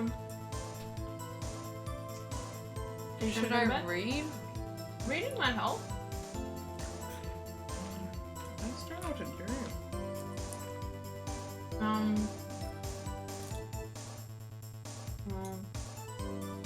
Have a shower? Another shower. I just broke my fast. Oh well, it was worth it. If there are M&Ms, you'll be fine. No, it's the worst possible thing that can have to break a fast. Yeah, I know. My point is that it's just it's one day. Like I said, it starts now. We don't eat till lunch tomorrow anyway. Well, I was thinking we'd go out for brunch. Good point. Dorcas wants M&Ms. Don't blame you. Good. Well, reading's a good idea. I would say just listen to music and put a heat back on it and just let yourself melt onto the floor. Fly a few blankets on you. That's a good Good idea. Alright. So if I find you passed out on the floor later, I'll know why. Yeah, thanks for the advice. No problem. Have fun. Yeah. Sleep well. I shall. Right. So we left it on the floor of the prosecutor's office, a parking lot. The ID card I found was left there by Officer Marshall. So essentially, you managed to succeed despite your lack of foresight. What do you mean, partner? I mean the fingerprint-activated lock, of course. No matter how well you disguise yourself, you can't change your fingerprints. Under normal circumstances, you wouldn't have been able to open that locker yourself. But he could, because a rubber glove just happened to get stuck in the door. That means Detective Goodman must have opened the locker before Officer Marshall. Why do people not drive safely? They're going to give me a heart attack at some point. I wasn't expecting Officer Meekins. I knocked him out. Okay, so let me get this right. He doesn't know about the finger operated lockers. Okay. But someone else tried to steal the evidence.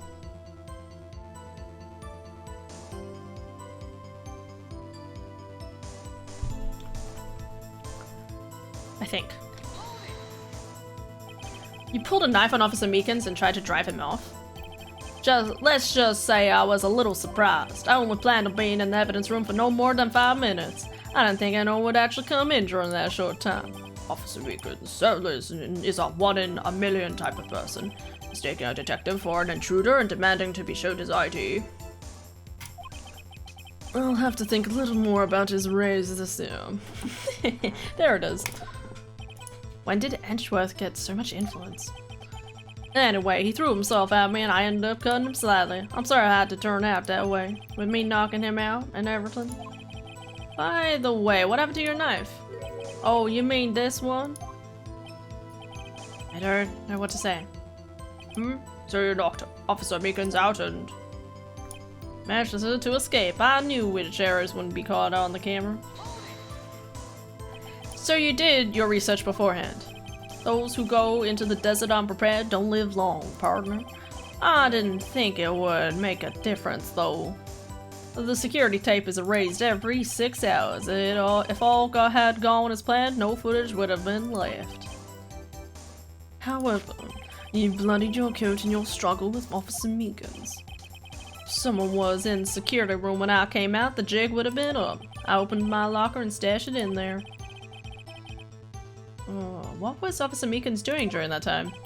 What else? He was sleeping like a baby. So what you're saying is on that day, there wasn't any murder in the evidence room at 5:15. But the blood found at the scene certainly indicates a crime took place.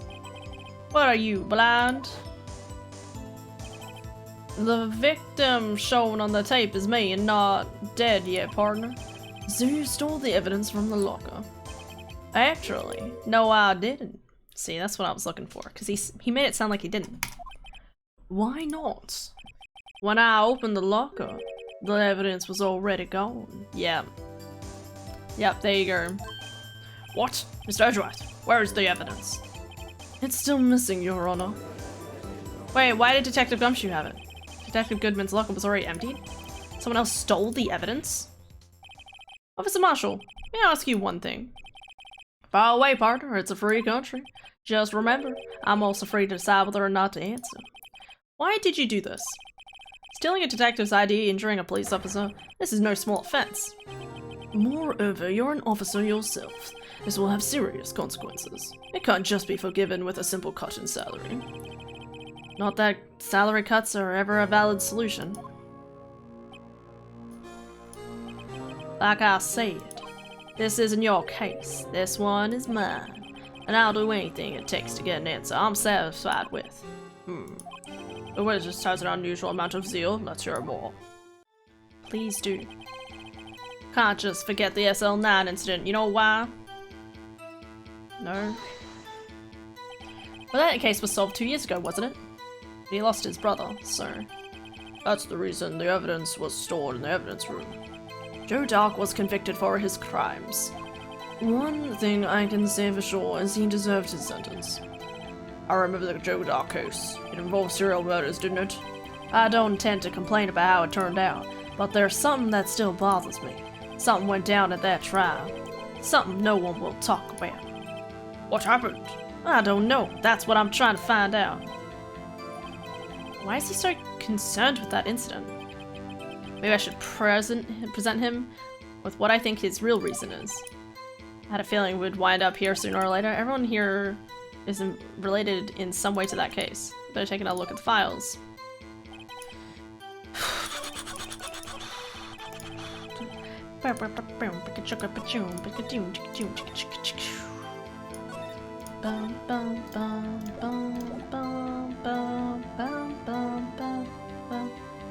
Okay. Oh god, no.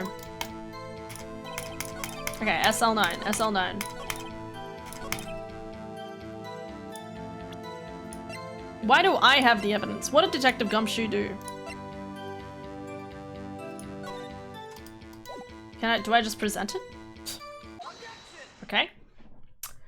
Officer Marshall, I think I understand. I think I know why you care so much about the SL9 incident. Sounds like you've been sipping too much cactus juice, partner. What? I have the SL9 incident file here. The name, Marshall, is mentioned in here. In a list of murder victims. Neil Marshall. Are you related to this man? Neil Marshall? Yeah, I'm sure you have heard the name.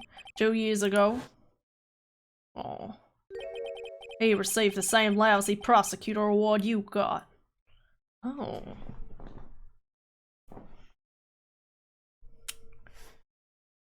Oh. That's interesting. Did someone kill Detective Goodman and thought it was Edgeworth? No, that seems ridiculous. What? A prosecutor? You must be talking about the King of Prosecutors Award. Now I remember. Prosecutor Neil Marshall. He ended the SL9 case before I did. That's right, he was killed. And the case fell into your hands. But what's this relation to you? He was my brother. Aww. Oh boy. He was investigating the murders with Damon Gant, then Deputy Chief of Police. Okay. A group of detectives I was a part of worked under them. We were desperate to prosecute the killer. He has the same eyes as Chief Gant, Damon Gant. Just saying. My brothers fought Dark and was killed. That was the first time Dark left behind any evidence. That was all we needed. He was and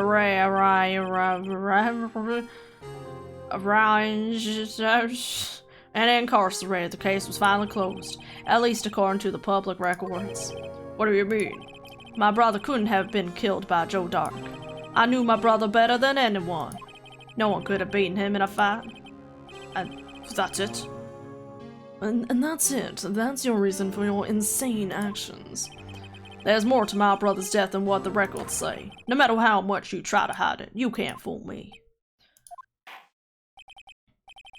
Oh, I see how this goes. Well, at least one thing's for certain. Now we know what happened at the police department on the day of the murder crime. That was the last day of the SL9 case could be reopened. Not satisfied with his resolution, Officer Marshall planned to steal the evidence. Disguising himself as Detective Goodman, he entered the evidence room. Officer Meekins confronted him, so he rendered him unconscious and fled. Yes, this mystery has finally been cleaned up. No murder took place at the police department that day. The things that happen by chance never cease to amaze me. At exactly the same time as the murder at the prosecutor's office, this fake murder was going on at the police department.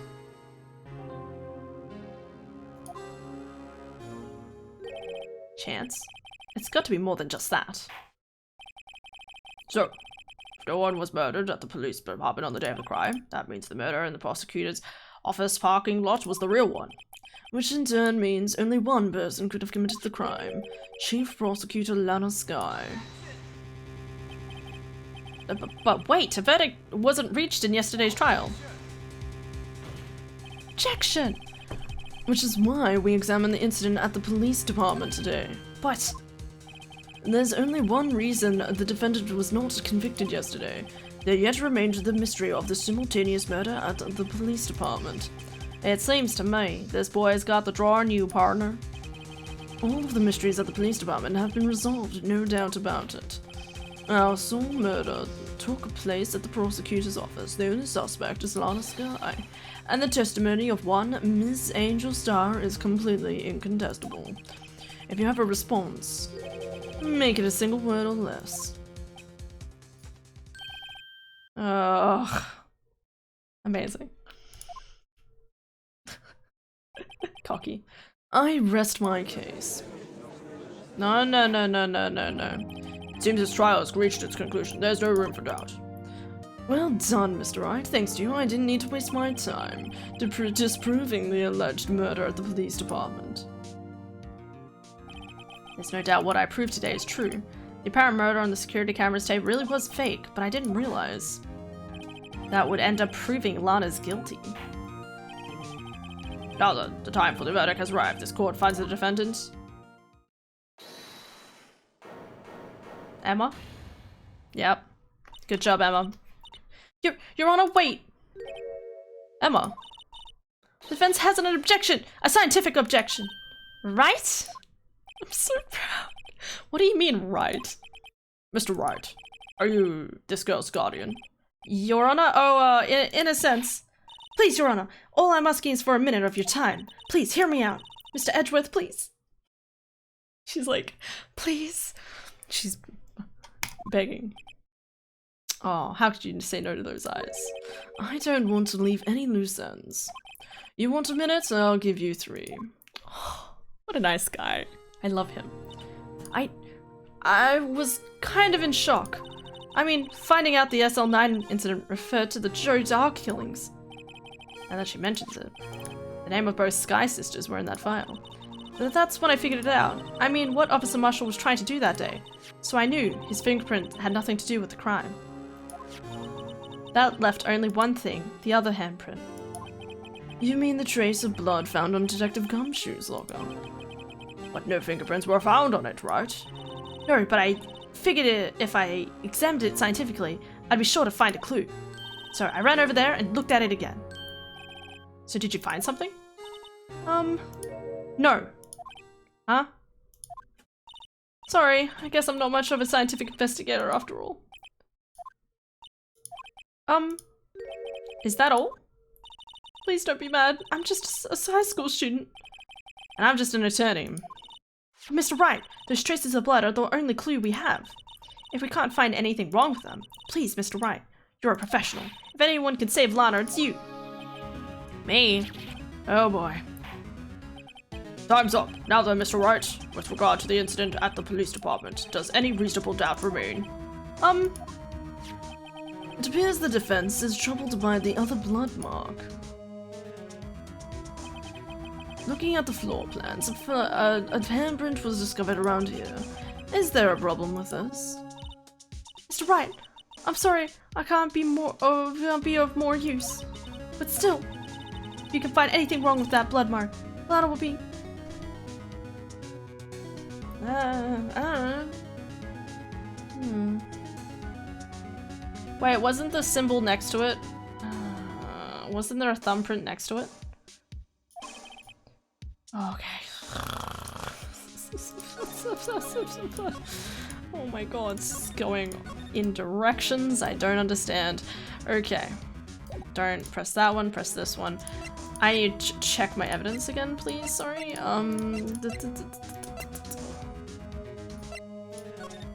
No.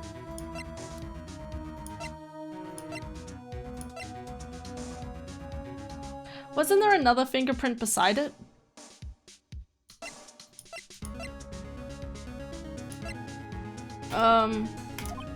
Yes, Your Honor. If ever I need to concentrate, it's now. What could be wrong with the handprint on Detective Gumshoe's locker? Could there be something I'm missing? There was the dude.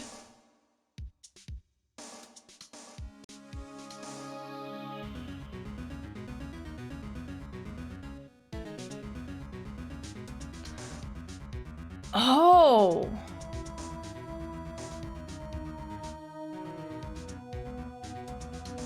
Oh, okay.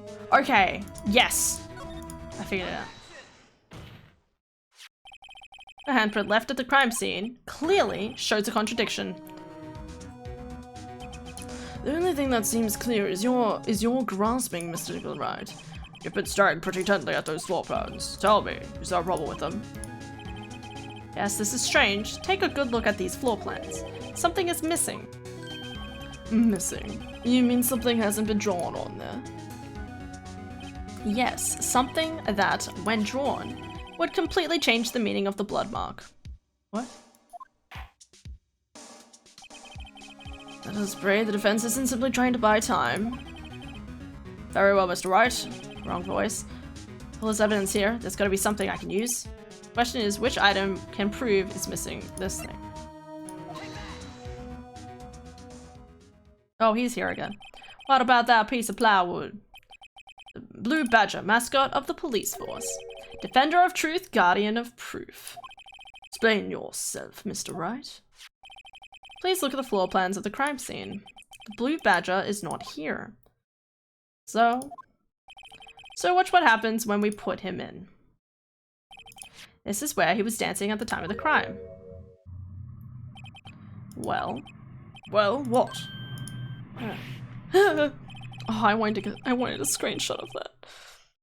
That's right. So long as the Blue Badger is dancing there, it would be impossible to place a handprint on this spot of the locker. Okay. I'm gonna say my piece, and then I'm gonna go to the toilet.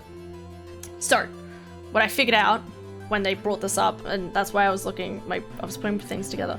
So, they said there was too much blood on the floor, which means Lana was actually originally attacked by, my prediction is obviously Chief Gant, because Chief Gant was related to the Joe Dark killings, because one, he was working in it, but as well as he was related to the actual killer. So he was trying to steal the evidence so that, I don't know, he was probably trying to steal the evidence for some sort of reason to make sure his, you know, no evidence of his brother, or no evidence ever came out that the person was related to his brother. That's a good idea. Or some sort of relative, okay? Because they didn't want to discredit Damon Gant, okay? So, Lana originally came, wait. Okay. So, the original location where Detective Goodman initially was killed was in here. Was in here, where when he opened it, Damon Gant hit him, and killed him. But Lana walked in and found out about it. And he probably threatened her and blackmailed her to be like, if you cover this up, I'll do something. I don't know.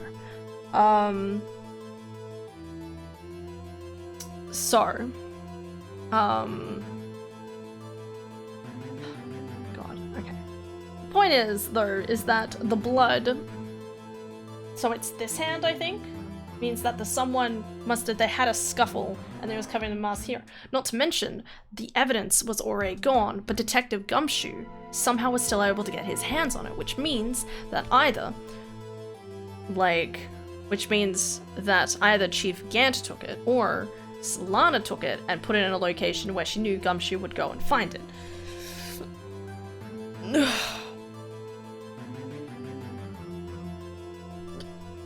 Something like that. What? Are you okay, man? So that means... Oh, just exactly what does this mean? It means it can't be done. What are you saying? Blood traces are undeniably found on that locker.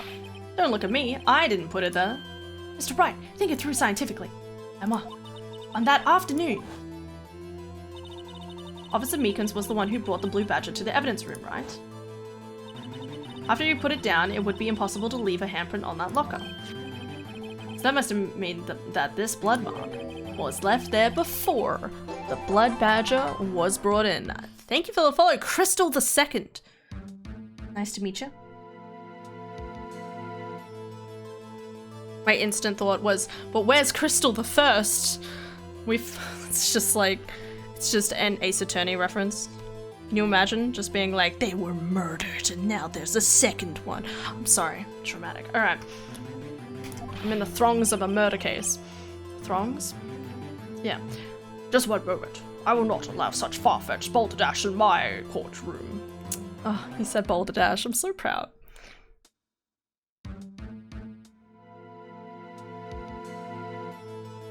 Wait, did I set an alarm for tomorrow morning? May sound far-fetched, Your Honor, but it's the only possible explanation. On February 21st, in the police department's evidence room, there was a murder. Blood was spilled not once, but twice. But hell. One time was captured on this tape, taken by the security camera. Officer Meekins cut his hand, from which a trivial amount of blood fell. The problem is, the other time.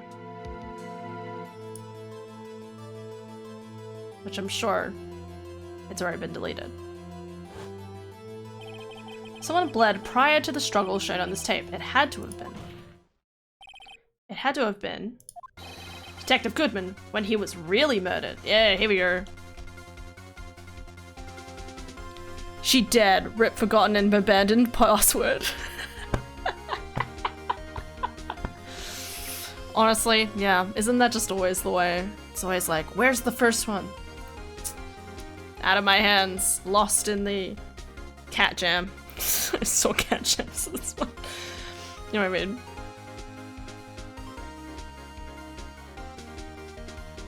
Okay. Oh. That's ridiculous. I refuse to accept your absurd claim. The murder portrayed in the security tape has been proven to be a fake. However, that does not explain the bird mark found in the locker. So then, assuming this murder really happened, what did it take place? I demand you show evidence that proves when it occurred. When did the first incident occur? 420. Evidence claims that prior to Officer Meekins being cut by Jake Marshall, who was posing as Detective Goodman, another incident took place in that evidence room. That's right, the blood mark on this locker proves it. Very well. Tell us, when did this first incident occur? As Mr. Edgeworth said, proof must be presented. Blah blah blah blah blah blah blah. I'm gonna save again.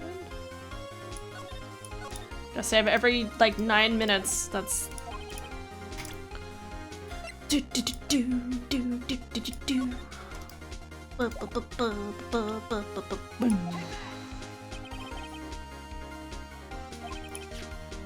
And in order to do so, an ID card would have been required. An ID card?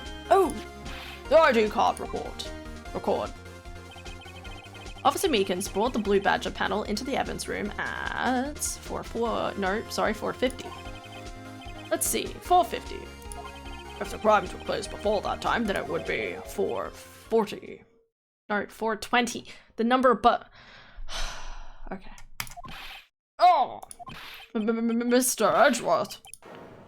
Just Miles Edgeworth, what have you done? I never would have figured you had the nerve, boy.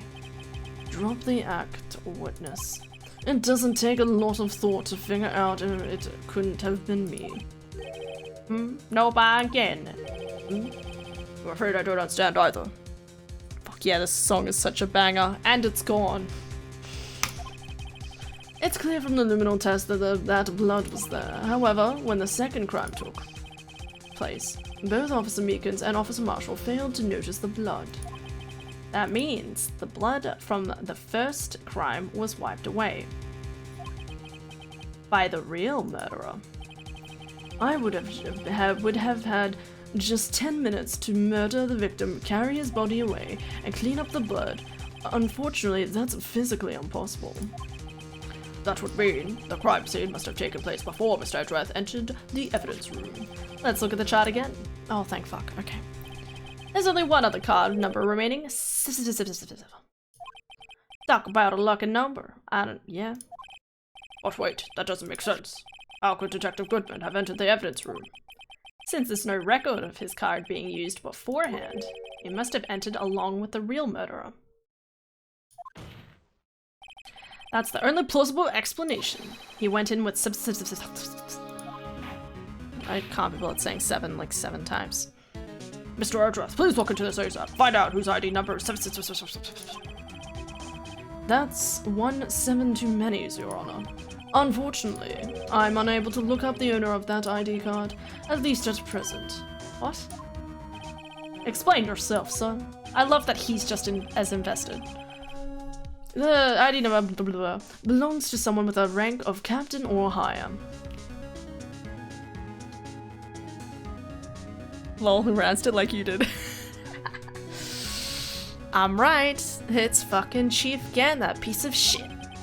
The one who is so-called executive officer. We don't have the authority to inquire into such a person's identity. But that's ridiculous. Just how? I'm not finished talking, Mr. Wright. There is one situation in which we can be granted such authority. If an official charge filed against an executive is accepted. An official charge? You're all alike, aren't you? With your cover-ups and your forgeries. That's how the prosecutor's office operates. What? How? I take pride in my work, Officer Marshall. I would appreciate it if you would keep your slander to yourself. Slander, is it? Okay. Let me ask you a question. Yes. No, not you, to her, the defendant sitting over there. Your own little executive. Lana? Don't be stupid. She's been charged with murder. Of course we've looked up her ID number. And it's not 7... Don't play me for a fool, partner. That's not what I want to ask. All I want to know is one thing about that incident. The some night incident? Answer me this, Chief Prosecutor. In the trial 2 years ago, did you really only use legitimate evidence? Oh, the question asks. Lana. What? Do you need the witness to repeat his question, Chief Prosecutor? I heard him fine, Mr. Edgeworth. 2 years ago, I was in charge of the prosecution for that trial. At the time, occasionally, we felt the powerlessness of the law. At least I did. What? Lana! I became a prosecutor in order to suppress crime with the law, but before I realized it, we were the ones being suppressed by the law. Defendant, just what are you saying? I'll ask you again, Chief Prosecutor, who is standing at the stand? There's 2 different stands now. During that trial 2 years ago, did you really present all the evidence in court? Can you look me and the investigator in the crime? Can you look me, an investigator in that crime, in the eye and say that you did? Chief Prosecutor, you didn't. I don't have to, Officer Marshall. Oh, why won't you answer? Why won't you answer him? Drastic crimes require drastic measures. That's just the way it is. We did what we had to in order to get him in order for him to get the verdict he deserved. But Lana, even if it involved forging evidence. Oh, damn. Oh, fuck. Here we go.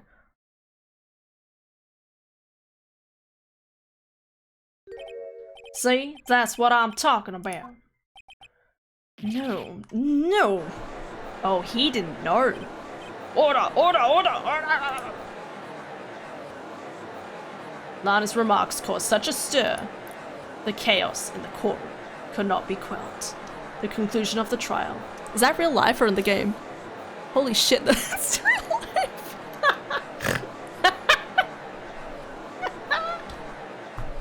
I was like, why do I hear sirens? Wow, what good timing, real life. Good job, GG. Alright, I'm gonna save. I'm gonna go to the toilet. We'll be back. Huh? Oh, you probably didn't hear it. There was real police sirens going off in the background. And I'm like listening to the sound because obviously there's like all of the grumbling. It sounded like someone was gonna be arrested and taken away. And I was like, is this real life or not? It was real life. Anyway, I'm just going to the toilet and we'll be back in a minute.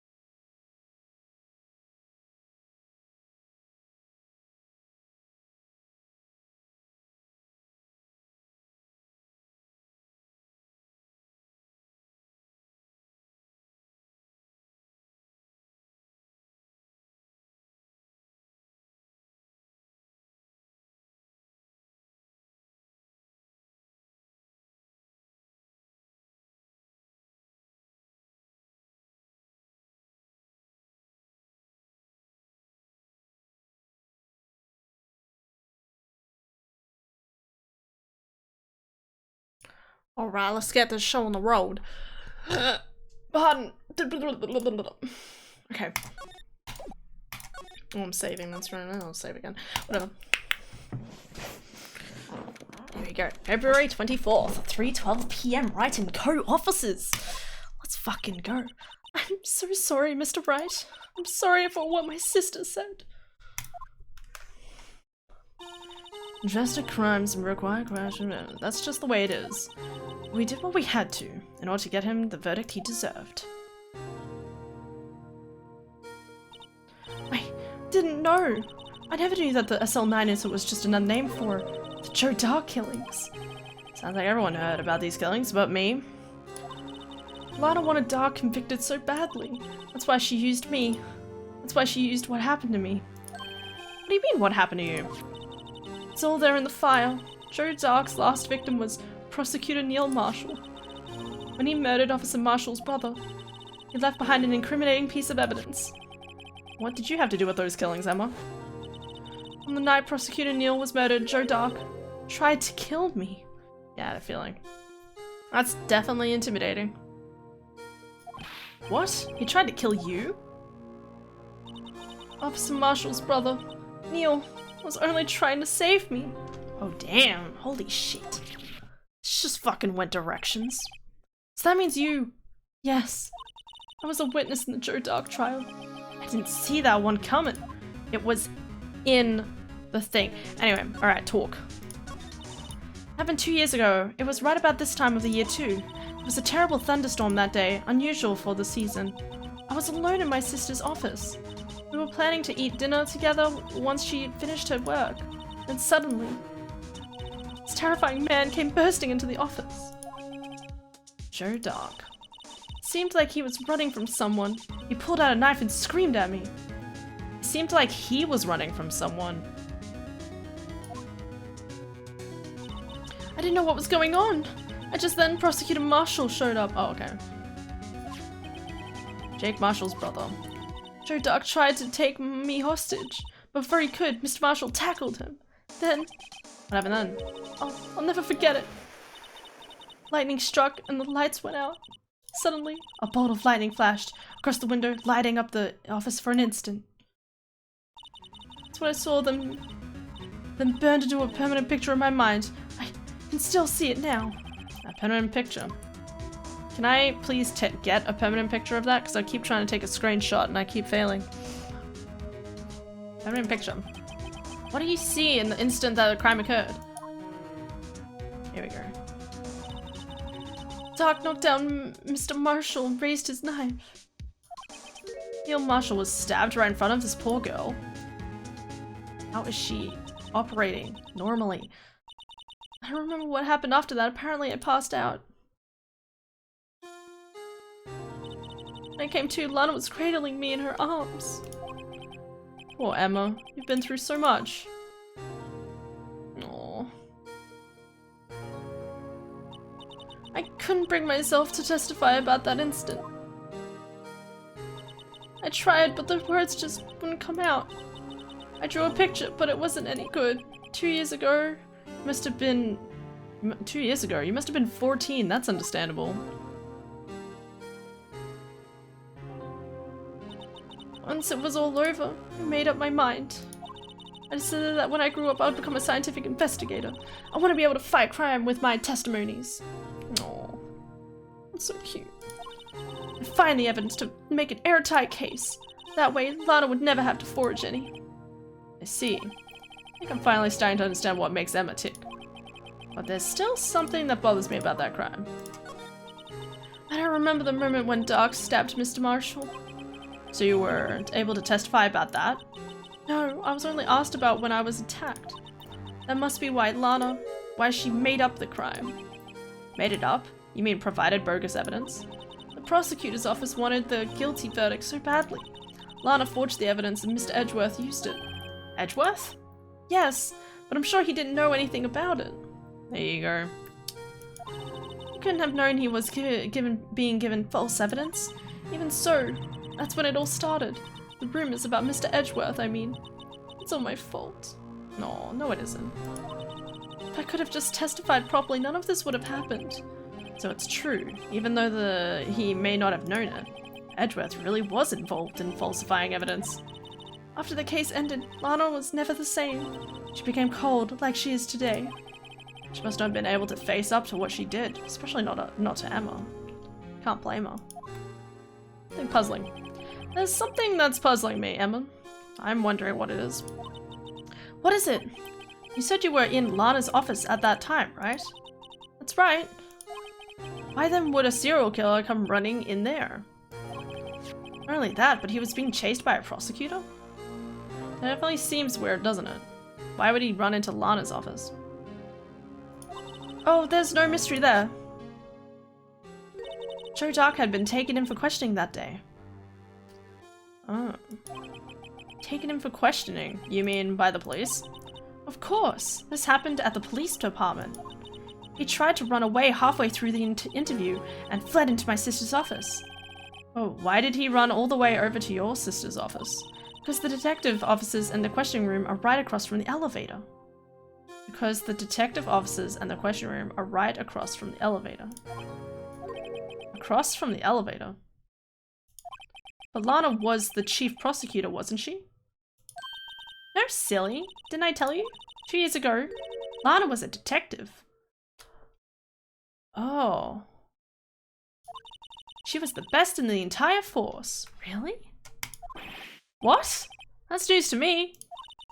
After the Joe Diarca case, she was transferred to the prosecutor's office and made chief prosecutor. Names, voices, brains. Okay. Lana used to be a detective? I'd better have another talk with her. Holy macaroni. Okay.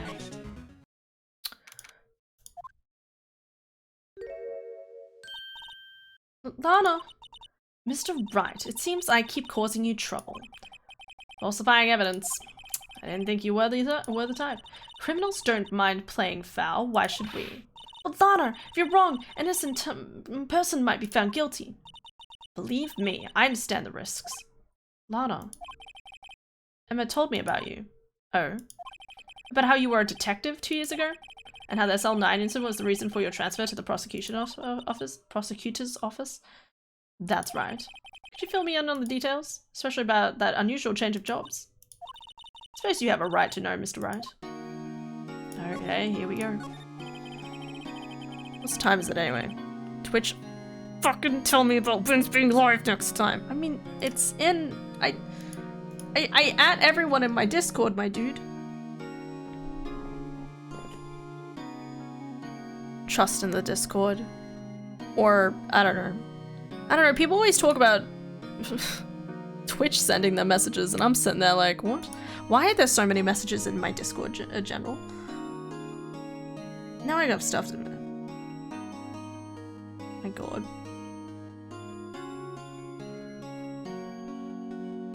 I intended to drink tonight, but I had one drink and now I've decided to learning how to play chess is a better idea. I hate chess, I'm only doing it to spite people that like chess.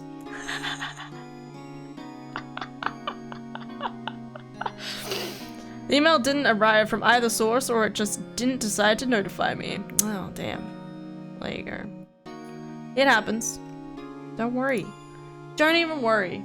I've been doing okay. There was one point I was a little confused, but she'd be right. Awesome. If you win, I get to hit you with the chessboard. As a prize. No winner get to hit the loser. You want to hit me? You better win. If I win, I get to hit you with the chessboard. As a prize. What? It's not something a guy do. We are supposed to hit each other, whatever we are. We're not supposed to hit each other. What is happening in my Discord? How is you hitting me in any way a prize? I feel like we aren't really on the same page wavelength here. I'm gonna consult Han. And that's why she went to this Discord. Oh, that's funny. Okay.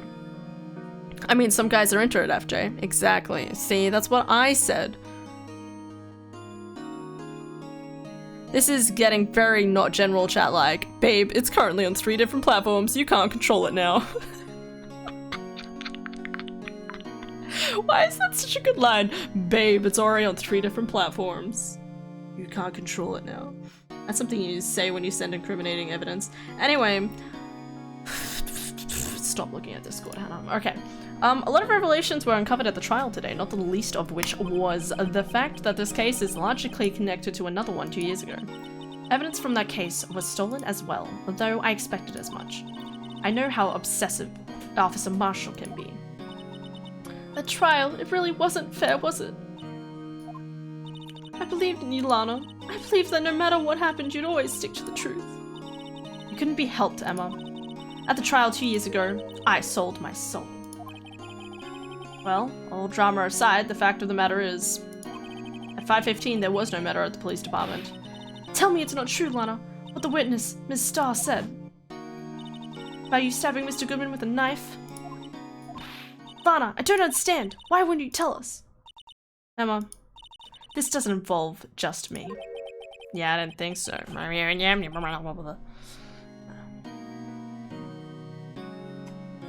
think I've ever seen Lana look so phased before. Detective Lana Skye. It's true. I was a member of the police force 2 years ago. She was amazing. Oh, look at the two of them. They still talk about all the cases she and Chief Gant cracked together. Asshole. Chief Gant? He was the deputy chief of police back then, but he still worked at the crime scenes. Damon Gant, he was everything I aspired to be. That's a great photo, by the way. They were the best team ever. They solved crimes before the reports could even be filed. Emma really idolizes her big system. But now you're a chief prosecutor. What happened? I always planned on becoming a prosecutor. The reason I became a detective was to gain experience investigating crime scenes, so you could use that experience in court, right? Gant's help in the SL9 case was crucial to its resolution. After that, he became chief of police and arranged my transfer to the prosecutor's office. Maybe I should ask more about this investigation of theirs 2 years ago. 2 years ago, I was second in command of the detectives investigating Dark. Second in command? That means the investigation leader was Damon Gant, right? Yes, Deputy Chief Gant and I shared the same office and the same investigations. So he was running to his... Wait, he was running to Chief Gant's office. They even had the same office? We led a team of the best detectives on the force. Then, Detective Goodman, whose case it was, Jake Marshall and Angel Starr. It was the first time Marshall worked with his brother. He was quite gun-ho. Without a doubt, Joe Dark was the serial killer. We asked him to come in for questioning. We were desperate for evidence. That was when his final murder took place. And he tried to murder Emma? Prosecutor Marshall was trying to save me from Dark. You see, the first person who happened upon the scene of the crime was me. Now you tell us. Oh my god, this is just crazy. I need the end. Damon Gant and Neil Marsh were the ones questioning Dark that day. The investigation was in its final stages and Dark must have suddenly panicked. So he waited until Gant and Marshall let their guards down, then fled the room. From there, he ran straight to the office shared by Deputy Chief Gant and myself. That's where he found me. So you were the first person to run to the scene, Lana? It appears so. I was filing some papers while Gant and Marshall were questioning Dark. Oh god. When I returned to my office, I saw 3 bodies on the floor and smelled blood. What, he got stabbed in the back? What, so he was... Oh, he tackled him and he probably shoved him in the back like that. Okay. I mean, that definitely seems like pretty damning evidence, I'm just saying. Maybe. He was executed anyway. 3 bodies? Prosecutor Marshall's, the victim, Emma, who had Marshall, the victim, Emma, who had passed out, and the suspect, Joe Dark. How did he get unconscious? That's my question. During the struggle, it seems Mr. Marshall struck a final blow before he died. What? Joe Dark had incurred a minor concussion and lay unconscious. Did he? What did you do? To be honest, I panicked. I picked up Emma, carried her out of the room, and just held her. Can't blame her after all her sister must have gone through. After that, I placed Dark under immediate arrest. Let me get this straight. You were all involved in the SL9 incident? That's right, quite a coincidence, I don't buy it. What are you saying? There's no way everyone involved in this trial was also involved in that incident. Just by chance. Agreed. This is bullshit. But that case was solved 2 years ago. At least one person went to extremes because they didn't believe it was truly solved. Officer Marshall. Yes, his actions came as a surprise to me as well. Ever since his brother died, he changed completely. I guess he wasn't convinced with the ruling against Joe Dark. Life doesn't end with the closing of a case. Everyone has to live the rest of their lives with their memories. Spicy. Whew. It's going to get crazier before the end. No. I think I understand what's going on. I think. Maybe. Yeah. That case just might not be over yet. Shocked Pikachu face. Emma was assaulted by Dark at the police department, right? Yes, and the officer that Damon Gant and I shared. The officer that Mr. Gant now occupies by himself. The chief's office. Maybe we should have a look at the chief's office. The site of the final SL9 murder. Alright then. You don't have to tell me twice. I don't see Detective Gumshoe anywhere. Things seem kind of quiet around here today. You're right. Chief of Detectives seems the same though. Why don't we go look for some other people to talk to? Right. We can come back here later. What? You just told me to come here. Okay, alright. Yeah, the entrance. How do we not go to the entrance first? Oh, here we go. Out of bound, Bane. Oh, Mr. Marshall. I never thought things would turn out this way when I woke up this morning. Que sera, you never know where life leads you, eh, Bambina? Should've known my luck had running when old Billy dried up this morning. Billy? Must be his peg. Must be his pet cactus. Isn't it a billy can? Is it billy can? What is it? In Australia, we have like, is it billy can? No, it's not billy. There's like a word for like a kettle or something. Anyway. Say, where you headed? Just over to the prosecutor's office for a little interrogation. It's a voluntary appearance, but we all know I won't be coming back. Sorry, but you can't go in the evidence room today, partner. Mr. Marshall, why did you do it? Why do prosecutors head west? If ever there was a case I needed to know the truth about, it was that one. Before you turn yourself in, Mr. Marshall, would you mind telling us exactly what happened? Looks like I won't be getting a steak lunch today. Sorry, bro. Someone was fishy about that trial from the beginning. It wasn't just me either. All the detectives thought so. What do you mean fishy? Some of the facts reported were inconsistent with the evidence we found. For example, the murder weapon. The murder weapon? You mean the switchblade knife with the broken tip? Oh yeah. That was Joe Dark's, all right. But in the initial autopsy report, a question was raised. Question? The blade of the knife was not a perfect match with the blade of the knife was not a perfect match with the wound the victim sustained. Oh.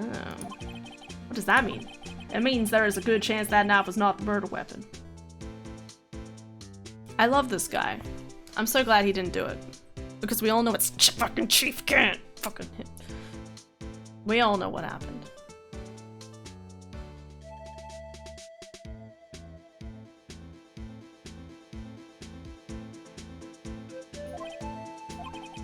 However, the report that was finally submitted— sorry, I was putting things together in my brain. Prospectors. I'm sorry, man. Prosecution, I'm not saying anything correct anymore. Just work with me here. However, In the report that was finally submitted, that possibility had been erased. The facts have been concealed with forged evidence. That case left behind scars on all of us. The scars that the SL9 left behind? I got the looks, but he got the brains. He was one of the best prosecutors around. I had just made detective when it was down. It was our first case together. I'm so sad for him. How old was he, your brother? He was 27 at the time. He was awarded the highest honor that very day. The highest honor? You mean the King of Prosecutors? I knew it. What are you looking at me like that for? What? That's an honor for a prosecutor. Mr. Marshall must have really been close with his brother. The day the SL9 incident took place, that wasn't the same day as... That's right. It was the day of the evidence transferal. What? Sorry, can we go back one step? Wait, I think I read that too quickly. Interesting. It was drizzling that morning. By nightfall, there was thunder. I can't believe 2 years have already gone by. I tried to steal the evidence so that the case wouldn't die. Apparently someone tried to stop you. Detective Goodman was murdered. And the evidence locker was empty. There was something going on behind the scenes in that case. We all knew that later. Every detective involved in that investigation, save one, was taken care of. Mr. Starr was fired and I was demoted and boxed away in a tiny room. What about the Detective Goodman? If they did something to him too, the commissioners would get suspicious. No, they were careful enough not to be too obvious. They? What are you talking about? Don't get upset, Bambino. I mean Damon Gant and Lana Sky. That's what I thought. The investigation led Damon Gant and his second-in-command, Lana Sky. There wasn't a person on that force who hadn't heard of that duo. That case was the biggest step in both their careers. After the case ended, Lana transferred to the prosecutor's office, right? Yeah. Oh, yeah. Damon Gant, the new chief of police, arranged for that to happen. She's never been the same since she left. Everyone who knew her has said so. Chief Prosecutor Sky was totally different when she was a detective. Now that he mentions it, Emma said something like that too. Tell me, what happened to my sister? Sorry, Bambino, but her secret is too well guarded. I never found out. Honest secret. It all started 2 years ago. We all know why. So there you have it. That's my story. Did you enjoy it, partner? We all know what actually happened. It's because Damon Gant messed with the evidence to make it look like someone else killed him. They messed with the evidence. Damon Gant did it, and Lana saw it happen, and she went with it so that she could become a prosecutor. Or something. Or something like that. It was certainly enlightening. There's one thing for sure I found out in court today. That boy Edgeworth isn't my enemy. Yay! He never is. He was the one who used falsified evidence to get the guilty verdict. But someone else was the one who gave him that evidence and planned everything. That someone is Damon Gant. Yeah, that fuck-ass. Don't believe me? Well, I don't blame you. I won't even be a patrolman after today. What did he just spit out? Too bad I won't be around to work with you. When you become a real scientific investigator. Aww. The youngest siblings working together. Adios, Bambino. Why does he call her a Bambino? She's not a Bambi. Dear matey. Here now? Yeah, okay. This place is always pretty empty, but today it's deserted. Must mean everyone's busy solving crimes. Oh, if you're looking for the others, they're all in the conference room. Thanks. Wow, he actually talked to us. With the chief prosecutor saying what she did and the decision about what to do about Mr. Edgeworth, not to mention our statements to the media and tomorrow's trial. There's more chaos going on than Thanksgiving and Christmas put together. I think festive is the word usually used for those. Sir, we'd like to have a look around Chief Gant's office. Just use the connecting hallway to the other buildings and take the elevator to the top floor. Really? You mean it's okay for us to go in there? I mean, we aren't police officers or anything. Hey, you're right. You can't go in there. It's off limits. Now I see where Detective Gumshoe gets his unique charm. Well, what are we waiting for? Let's head to the chief's office. Wait, what? Didn't they just say I can't? What the fuck? Sorry, this is a church. Can we all just... The bottle cap, he spit it off. He bit it off and spit it. Oh, okay. We just entered a church. There is an organ inside of the chief's office. There is an organ in a chief's office. An organ in the chief of the police's office. You're a church.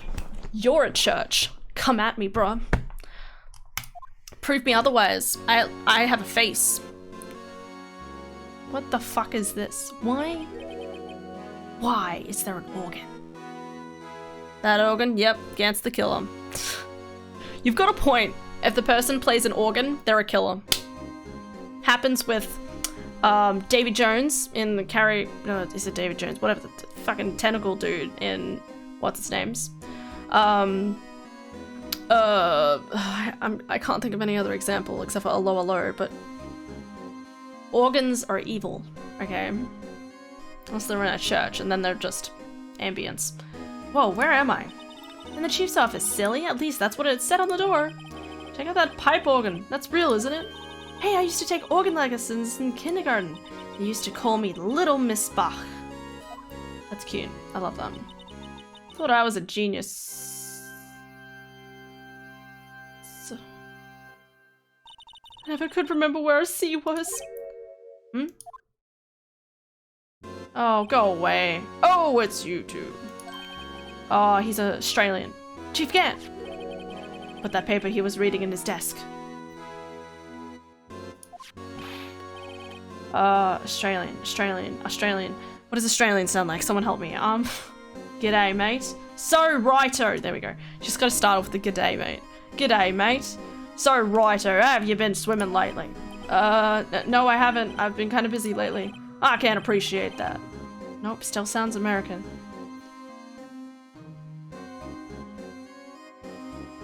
G'day, mate. Oh, I can't appreciate that. Oh, I've had my hand full. No, it still sounds American. I don't know what the difference is anymore. With Mr. Marshall's misconduct. And Lana's provocative statement. Whatever. Provocative statement? What do you mean about the forged evidence? 2 years have passed since that incident. Why, how time flies. See that big picture on the wall over there? It was broken. It used to have a sword. That's a picture of Lana, Neil, and me. And you fucking sorry, what? There's no sword a part of this. I have more questions. The picture, the lamp, there's the... Okay. All the things that he said, all the things he did, all this time, he was trying to hide what happened. Oh shit, it's all coming together. He absolutely did. Piece of shit.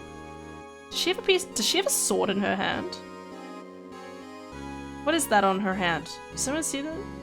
That's a picture of Lana, Neil, and me. This is Mr. Marshall's brother, Prosecutor Neil Marshall.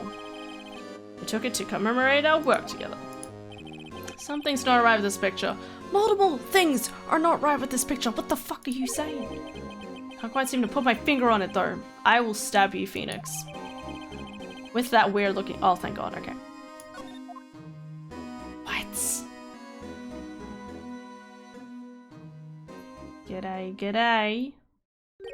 Anyway, I'd like to reminisce all day, but there are matters that need my attention. I'm gonna lock up here, so go out together.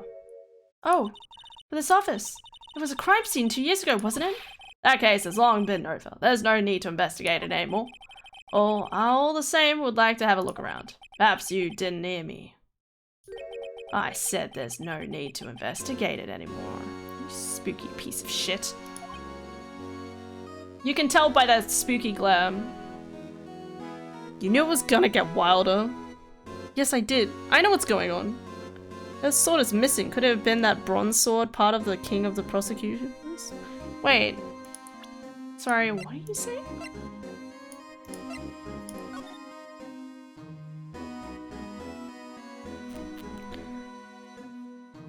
The bronze sword has to be the murder weapon. Yo, the sword is missing. Could it have been the bronze sword, part of the King of the Prosecutors? Oh, you're right. It's also missing a broken piece at the top. Oh my god. Not necessarily. Not necessarily, because remember there's still the original weapon. Not to mention there's whatever the fuck this is. Oh no, wait, that's the... because of this. Okay, she's not holding it. It looked like she was holding the weapon. Okay, let's keep going. Because it's this thing in the background. Okay. Now hurry up and get out. I have a meeting to attend.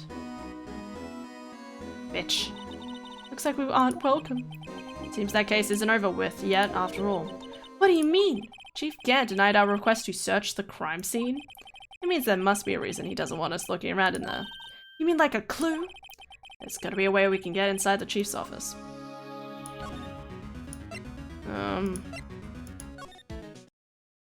Okay. Hey, pal. Detective Gumshoe. Aren't you supposed to be in a meeting? I'm, just taking a breather. My feet hurt. From sitting so long. Actually, from serving everyone coffee. Sounds like Detective Gumshoe's still out of the loop. Say, have you seen it, Mr. Edgeworth? Edgeworth? No. Why do you ask? He's under fire from both the police department and the prosecutor's office. It's almost like the battle between you two in court. Sounds serious. Is it because of what my sister said? That's basically what it all boils down to. What falsified evidence 2 years ago? Now Mr. Edgeworth has the whole world after his blood. Yikes. Sorry. And you know what they said? The murder weapon was slightly longer than the knife that was put in the victim after all.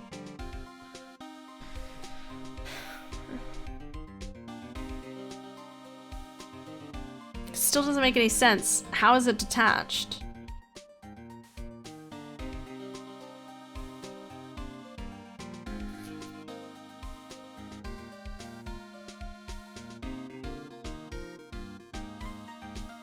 Oh, that's someone walking home. Okay. I was wondering why I was hearing tapping. Someone walking. Yeah, okay, I'm just gonna go with it. Why would Edgeworth be blamed? It's not like he knew the evidence was forged. Lana Skye is the guilty party here, isn't she? Regardless, the prosecutor is responsible for the evidence they present in court.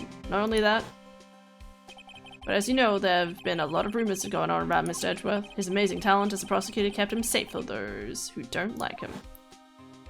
But now, with this, aren't there really so many people who hate him? Are there really so many people who hate him? In our world, only those with talent rise to the top. Mr. Edgeworth not only has that, but he's young. There's no better recipe I know of for making enemies. Hey, Dick. Keep up the good work. Yes, sir. Let's go out for lunch again sometime. My treat. Yes, sir. You're gonna take me back to that joint sometime, okay, Dick? Yes, sir. Seems you don't have any problem with enemies. Yeah, well, I'm careful not to stick out. Anyway, I'm a bit worried about him. Under all this pressure, I'm afraid Mr. Edgeworth just might crack. Oh god, brain. This has to be the end of it. Absolutely. Actually, I took a look at the file earlier while the coffee was brewing. Seems genuinely concerned for Edgeworth. Well, did you find out anything? The only evidence Doc left behind was during his final attack. His final attack? You mean when he killed Prosecutor Marshall, who was trying to protect some girl? That's me. Seems Detective Gumshoe never realized Emma was the girl. That's when he left the most incriminating evidence of all. Well, what was it? Oh, let's see. I think it has something to do with the murder weapon. Oh, I forgot. Look, it's all written somewhere in here, okay? His powers of recollection never fail to impress. Maybe we should show him the murder weapon. It might jog his memory. Okay. No, present. About this. Hey, is that? It's a tag attached to it with a label SL9 incident on it. I believe this would be the broken murder weapon you were speaking of. What are you doing with that? Ever since the case was closed, that knife has been locked away in a locker. On the day Detective Goodman was murdered, this suddenly appeared from the locker and was found in Mr. Edgeworth's car muffler.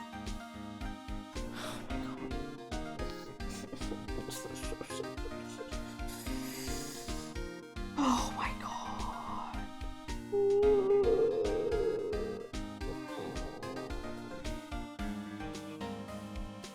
You're not yawning this time. Oh, I should be. This is exhausting.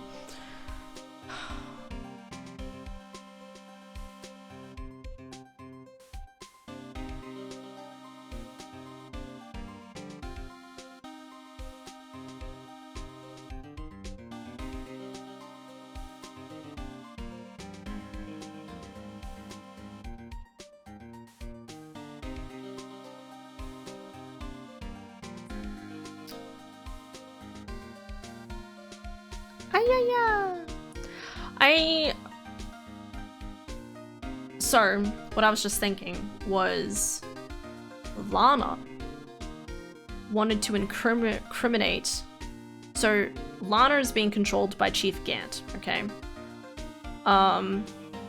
But in a last-ditch effort for her to maybe get people's suspicion on Chief Gant was that she put the knife from the SL9 incident, wrapped it in her red muffler, and put it inside the car.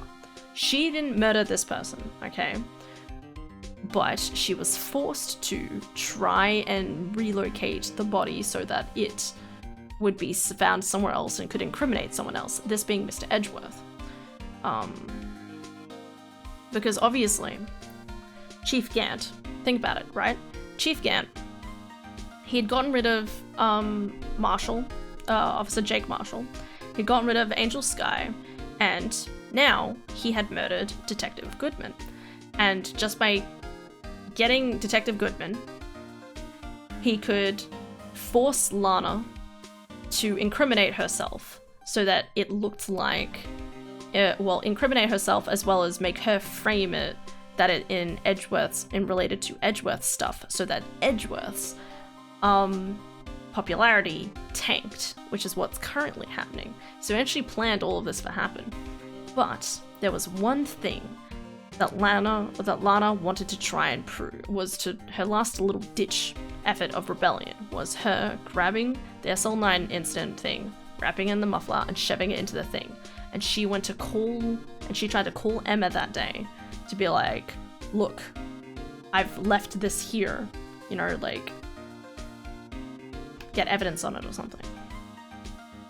Yes, and that would be why lunch lady saw her holding a knife. Yes, that would also make sense. Well, actually, I think there's the picture, right? No, I don't have the picture. Okay.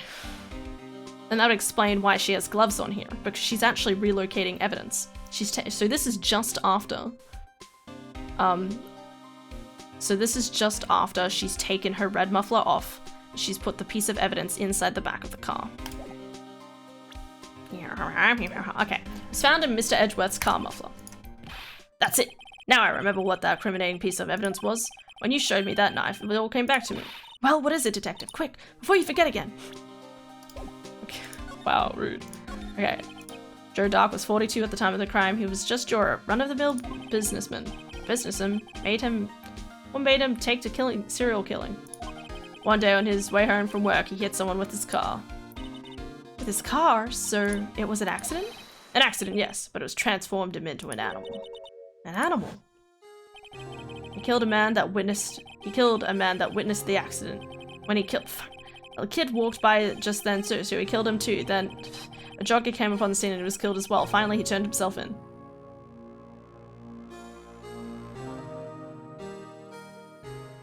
What? Seems it was a pretty careless animal. That makes no fucking sense. Of course, this is all conjecture. There wasn't a single shred of evidence. 5 people died because of one guy and there was no evidence. Again, he looks kind of like Detective Gant. I mean, look at Gant, right? Fuck. Silver hair. You could slick it back. Same eyes. He could be... got someone else to take the evidence. I don't fucking know. So he turned himself in. Yes, but in the middle of his questioning, he fled and murdered his final victim, Prosecutor Marshall. Easily slick his hair back. I mean, except for the beard, maybe.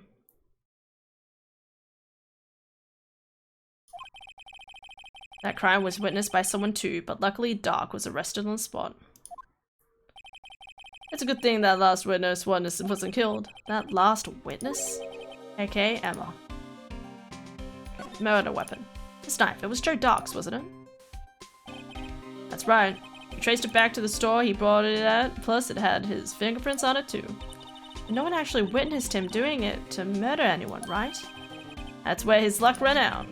When you take a good look at the knife, you'll see it broken. You don't have to take a good look to notice that. Yeah, well anyway, take a guess where the broken off tip of the knife was found. That's what did him in. Where was it? The victim, Neil Marshall, was carrying it. Inside his own body. It was found deep inside the stab wound.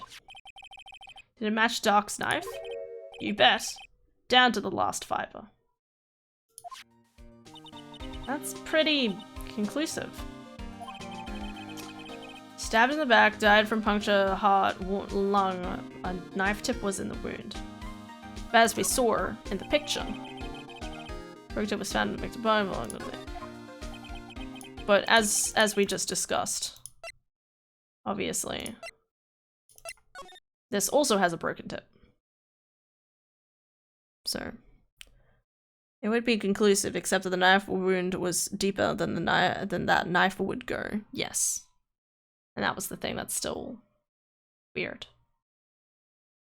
Still can't help it every time I look at this look like it's her hand, like in the knife. Anyway, well, there you have it in a nutshell. That's all I know. I'll ask you one more thing. What is it? If it's money you need, you should ask Chief Gant. It's not money, but it does concern the chief. His office is a crime scene, right? It's where Prosecutor Neil Marshall was murdered. Chief's out now and his office is locked, but we'd like to have a look around if that's okay. Well, any detective's ID card can unlock the door. What? Really? But if I let a civilian in there, I'd be charged with breach of trust. Breach of trust? Simply put, I'd be canned. Oh. Sorry, pal. I don't plan on getting fired because of you. Damn it. How about this ID card? It was Detective Goodman's. That won't work either. The data was deleted the day he died. Oh. So in other words, Gumshoe is our only chance of getting into that office. Wonder if there's something we could show him that would make him change his mind. Give him cookie. I had a cookie today. It was great. I went to Subway, got cookie.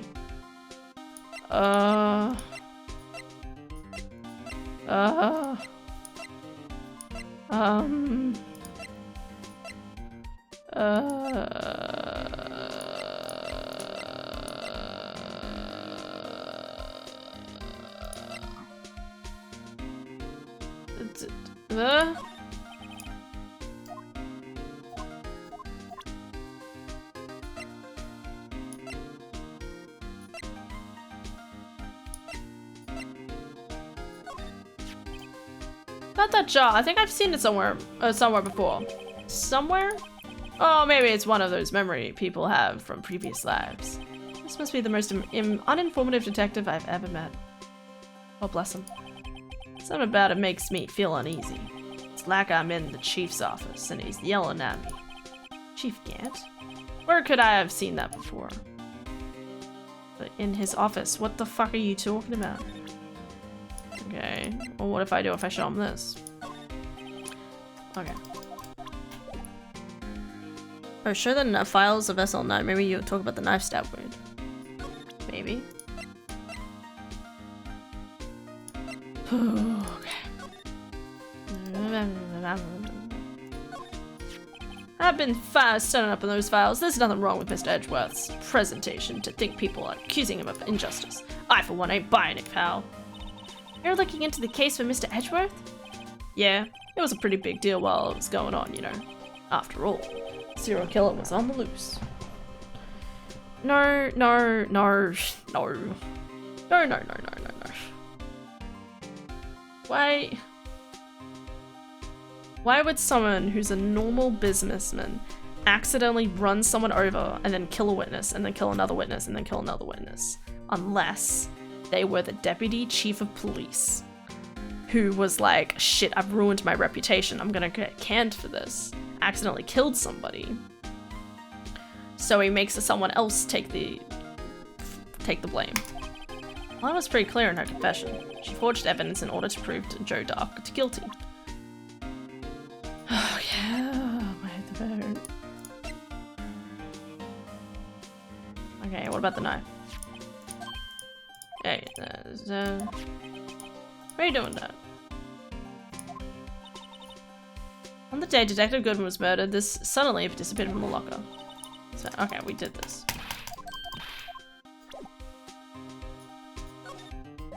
Is there anything else I can, this one? Hey, that's it? That's the game.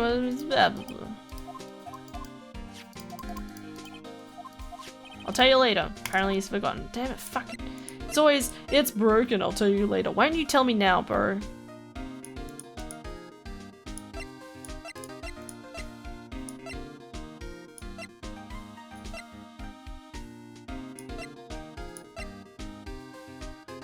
Let me look through this. That's an audio record, isn't it? Yes, there's only one number left to investigate, 4:20 p.m. The victim, Detective Goodman, must have entered the evidence room along with someone else. Someone with an executive officer number. That's 17 too many, Detective. An executive officer. I just might have a hunch. Really? What this one? Something to convince him for us to enter. Should I go get a lunch? Wait.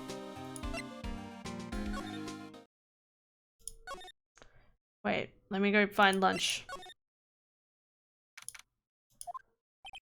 No one's here today, not even Miss Starr. Damn it. Everyone's probably busy looking into what exactly went down in the evidence room. Must be where the detectives are. But we proved in court today that on the day of the crime, no one was murdered in the evidence room at 5:15 p.m. Yeah, I thought we were finally making some headway in our case. But instead, it looks like we just ended up making Lana look even more guilty. Hang in there, Lana. I've got to find all the evidence by tomorrow. Oh, I better fucking hope so. I'm losing my voice. Alright. Wonder if Edgeworth is back yet. There he is! It looks like he's writing something. What are you doing here? What are you doing here? Sorry. You sure was quick to throw that paper on the floor. Tough day in court, huh? I've had to live the past 2 years with rumors flying around. What's another allegation to me? Cheer up, Mr. Edgeworth, I'm reading for you. That's Edgeworth for you. Always trying to hide his real feelings. Because we love him. So what do you want? Unlike some people, I don't have all day. First things first. Tell me about that piece of paper, bro. Wonder what he was writing before. Come on, Mr. Wright, let's take a look. Are you crazy? Edgeworth is sitting right there. Distract him. I'll check it out. Hey Edgeworth. Is that Detective Gumshoe out the window there? Oh no, he's falling to the ground. Hold on. First let me see what this girl's doing crawling around my feet. He didn't even look. What? Letter of resignation. If you're having trouble reading, I'll read it for you. It says letter of resignation. Resignation? Edgeworth, you don't mean... I'm tired, right? Is he gonna join us? Is he gonna become a defense attorney with us? Can you just imagine? Edgeworth and Wright, and co. We could solve crimes together. We could be defense attorneys together. Yes, please. Work with your waifu. I am your waifu. Come on. I'm tired, right? I feel as if something inside me has died. Oh. Mr. Edgeworth, none of it was your fault. I know the path I've walked. You don't need to tell me. And the path I've walked hasn't been a just one. I can't forgive myself for what I've done, and no one else should forgive me either. Oh, I think he's serious. Right, please, you have to do something. This letter of resignation. I wonder if I can use it for anything. Edgeworth's discarded letter of resignation. He's serious. What is that description? Okay. Okay, that's all I want to check out. As long as something else to change. What? Whatever it is. There's no excuse for what I've done. 2 years ago, I used false evidence to obtain a guilty verdict, and that's what it all breaks down to, and nothing I do can erase that fact. But you didn't know, did you? I mean, the evidence was falsified. The police department and the prosecutor's office share a bond of trust. If that bond is broken, we stand to lose everything. The police department's error is my error, my responsibility as the prosecutor in charge. That fact remains the same no matter what excuses I might have. Mr. Edgeworth. I take pride in my work, so tell me why. Why has it all come to this? Even Edgeworth can't keep this kind of emotion bottled up. You can unwind for me any day.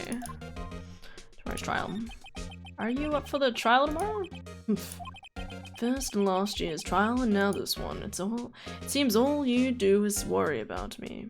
Of course, because I love you. To be honest, you're getting on my nerves. Don't say that. But Mr. Edgeworth, you can't just walk out of here at the trial. Tomorrow's the last day. It's too late to change prosecutors. I'll bet that's what my superiors are banking on. I never thought that case would come back to haunt me like this. What do you mean? The list of evidence. It seems too short. Most lists run twice as long. Only half as long as most lists. That is odd. After Neil Marshall was murdered, I became prosecutor for that case. I may or not have been a part of the investigation, but I knew what I had to do. Use the evidence I was given to prove the suspect guilty. That was really the only thing on my mind at the time. Say, we just saw a picture taken around that time. A picture? Something seems strange about it. Okay, present.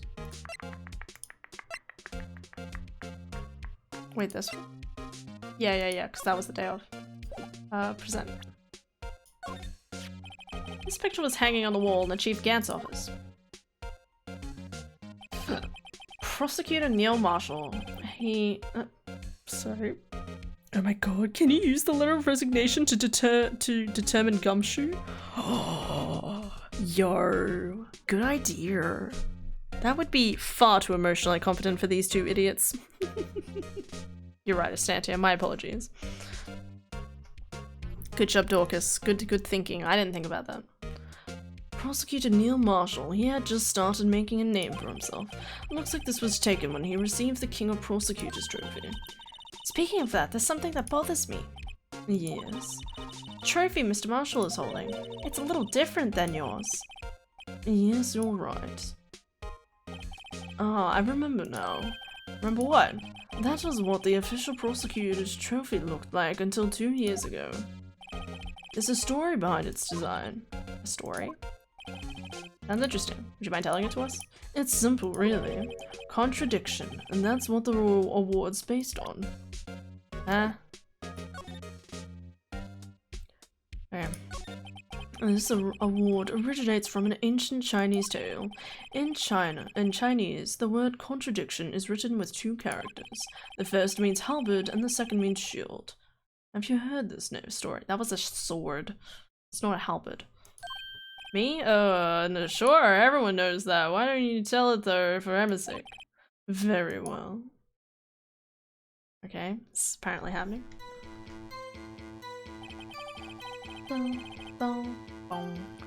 Long ago, in the kingdom of Chu, there was an arms merchant. One day, he presented the king with 2 items. The first was a halberd he claimed could slice through any shield or armor. The second was a shield he claimed could withstand any weapon. Wait, I think I've heard of this. Wait a minute. Those claims contradict each other. Very perceptive, but then again, you've heard the story before, right? Anyway, as you mentioned, the very description of these items discredit them both. When the king pointed this out, the merchant was left speechless, and thus the Chinese word for contradiction was born. Wow, okay. He said objection. He did. Oh, I see. So the chipped shield and the broken knife symbolize... Precisely so. They symbolize the merchant's items. Wait, so they're supposed to be broken. Ancient tale ends with the merchant and a loss for words, but it's in our nature to pursue matters to their conclusion, even if it results in something as ugly as this. Wow, thanks, Mr. Edgeworth. I learned something new today. That's funny. If that's so, then why were you only given a shield? You'll have to ask Chief Gant. 2 years ago, he had the halberd part of the ward abolished. Yeah, really, why, you fuckface? Why do I keep calling him fuckface? I'm really sorry. I just don't like the look of him, okay? He creeps me out. He, like, stops and stares at you, like... And it's like, fuck off. Don't look at me like that, condescending asshole. And the song played? That was so funny. Good on you, Dorcas. Now you see why I love these games and also these idiots? There's some great humor. There is. It's great. Could you tell us about what happened that day? The day Detective Goodman was murdered? You weren't participating in a ceremony over at the station, right? I've never cared for ceremonies, but I had to attend that one. Because you were awarded this? Those receiving awards can't exactly skip out on their ceremony. I finished up at the office in the morning, then drove over to the police department. You finished up at the office? Yes, just odds and ends, clerical stuff. I didn't plan on returning to that office that day. That is until I was asked to take something back. Take something back? Yes. Oh yeah, Chief Gant asked you to hold on to that, didn't he? Yes, it was a piece of evidence in a case that was closed half a year ago. He asked me to bring it back to the prosecutor's office. That's the story we heard yesterday. So you came back to the prosecutor's office because the chief asked you to? That's right. Okay, I think that's all. And there's something else we want to present.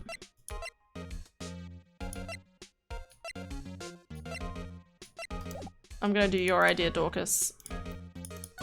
I love you, my boyo. Oh, we're back here again. Excuse me.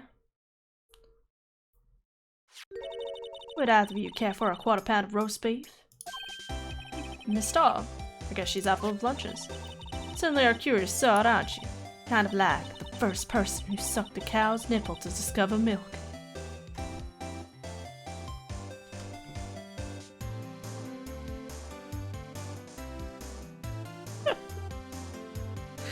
I can't laugh loudly. Just coming out and saying it. Okay, also, the case before this is that in the game is so good and so much better.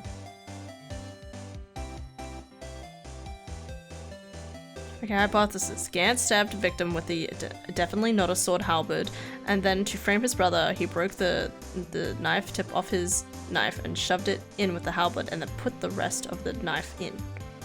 Probably. Something like that, yeah. Still, I never thought you'd go digging in that case from 2 years ago.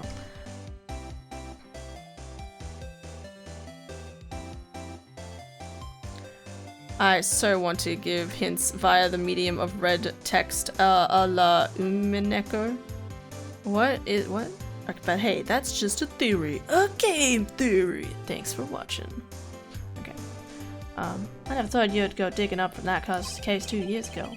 Everyone in this trial was involved in the SL9 incident. Not only that, but the murder occurred on the very day the evidence from the case was due for transfer. This can't be attributed to mere coincidence. Aren't you forgetting some? You know that little scene I happened to witness. Instant that I stabbed Detective Goodman with a knife? No matter how much of the past you dig up, it won't change what I saw. Roast beef is meant to be savored when eaten. The Star's hatred towards Lana? It all dates back to 2 years ago. Obviously. Joe Dark. That's a name I'll not soon forget. We trailed him for half a year. Oh, the pressure. Still, I don't think I ever was more alive than I was then. Those days were steamier than a bowl of hot gravy. Poor old Jake Marshall, though, must have been going through hell. You mean because of his brother's death? They were close, those two. After Neil died, something took over Jake. He became obsessed. Seeing Jake like that made her all the more desperate. Lana Sky. My sister? Best of the best were put on that SL9 case. Of course they were led by that legendary duo. Lana and Chief Gant.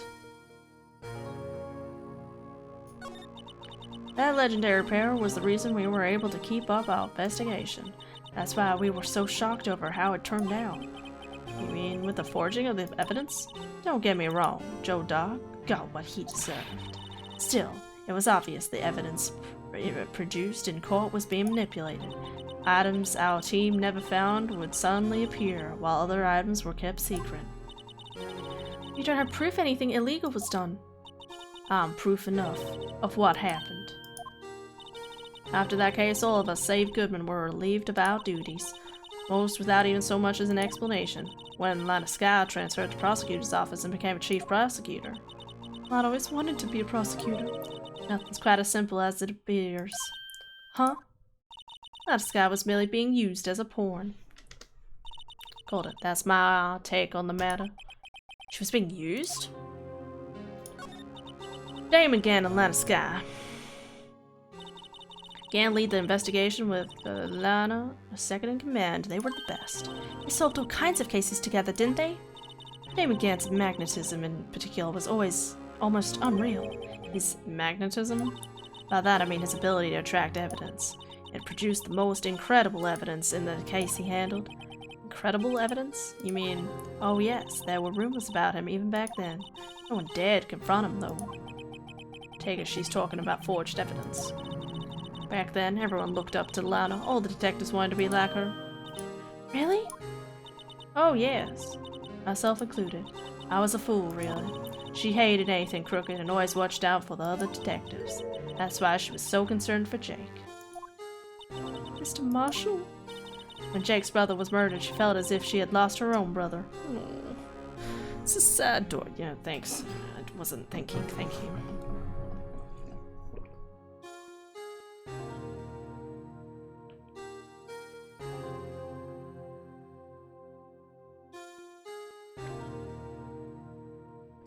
Probably skull this all now. I don't know about the red text. Red text means a shorthand for this text is true, but may be misleading. It's from an anime, red text is true, unless refuted by blue text, but that's not relevant here. You sound like Baba is here. Baba, lamb, Baba. You know what I mean. Baba is you, Baba is here. Something like that. I'm confusing it for something else. Maybe. If it wasn't for her, I don't think Jake would ever have recovered from his shock. That's what makes it all the more infuriating. Miss Starr. That's why I'll never be able to forgive her. Why did she have to run so cold after that? Being used. Lana transferred to the prosecutor's office 2 years ago, didn't she? Yes, thanks to Chief, Gant's powerful influence. Chief? That's right. Having solved the SL9 case, his position as chief was secured. There was only one thing left for him to control. And then no one could stand in his way. The prosecutor's office. What? You mean, that's why Lana was transferred? If he could control the chief prosecutor, he can control the prosecutor's office. That must have been his goal all along. But how could he control Lana? I don't know, but one thing's for sure. Ever since that case ended, she'd never been the same. It's only logical to conclude. There must have been a reason for her to change. At last. I'm finally getting close to the bottom of this ugly mess. Thank you, Miss Starr. You listen to me, rookie. It takes more than just ingredients to create fine cuisine. I hope you turn out to be a better chef than I've been. Oh yeah, we know what's going on.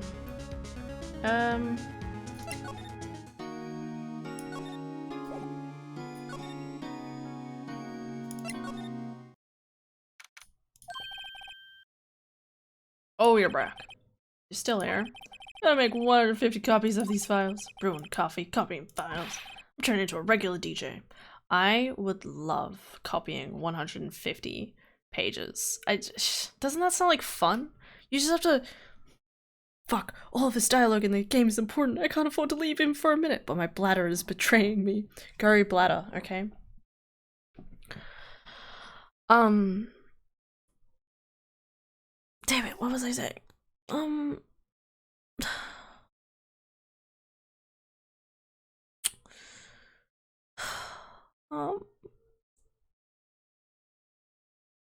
No, can't remember. Well, I'll say something else then. I find it quite interesting that more of this wasn't obvious. I mean, again, if you're a part of the situation, it's a little hard to discern what exactly, like, the problems are. And being someone obviously on the outside edge, it's easier to, like, discern what exactly is going on. Sorry. But it's still one of those things, right? It definitely seems weird. Like, I'm a little confused by what exactly saved, quote unquote.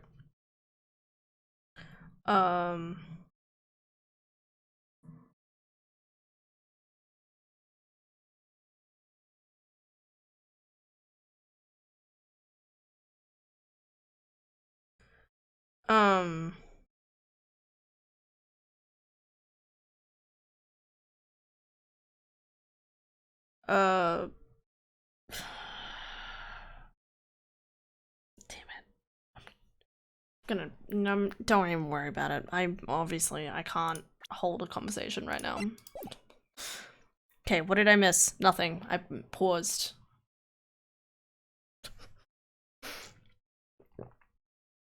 Me fumbling around for words. We're going to Gumshoe. We're at Gumshoe, okay? You didn't miss much. You're a DJ as well? If I'm not mistaken, I think he means desk jockey. Oh, that's what I was talking about.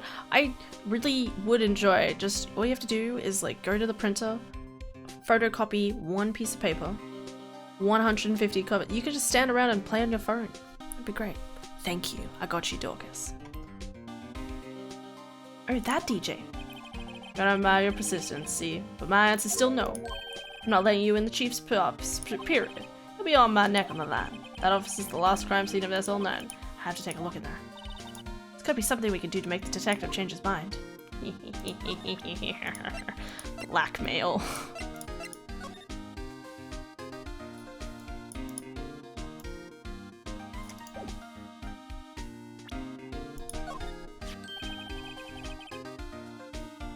What's a scrabbled up piece of paper? Oh, the music. No way! Mr. Edgeworth can't be serious. Is he ever not serious? I can't believe they pushed him this far. Mr. Edgeworth really feels responsible. When I first met him, I thought he was as cold as ice too, but I know different now. He trusted us detectives to provide him with sound evidence, but we betrayed him. Detective. That's it.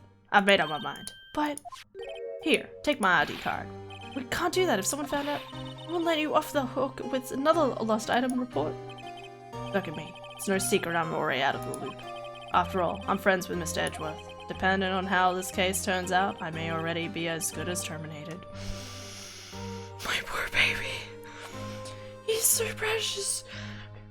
If anyone makes my dear Gumshoe do puppy dog eyes, I swear to God I'll annihilate them. Okay. What? So at least let me do this. For Mr. Edgeworth's sake. Alright, detective, thank you. He's such a good boy.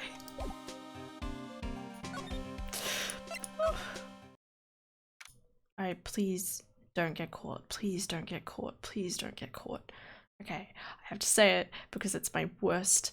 There is nothing I hate more than those moments where their person is sneaking into another person's office and then like the person arrives downstairs and they have to try and escape without the other person seeing them. It freaks me out so much in murder mysteries. I'm just saying. I hate it. And it's so awkward. You know, like in damn it, what's the name of the movie? Voyeurism. Something about voyeurism. Window. The rear window. Rear window? It was produced in the 1950s. I think it's Rear Window. Whatever it is.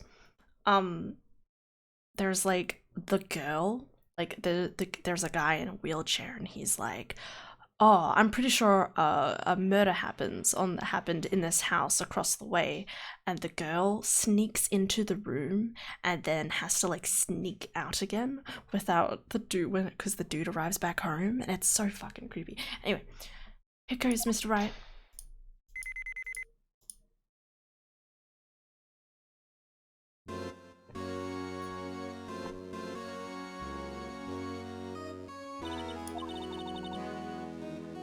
We're in. If anyone finds us now, Detective Gumshoes are gonna. If that happens, I'm counting on you to bail me out. Yee! Yeah.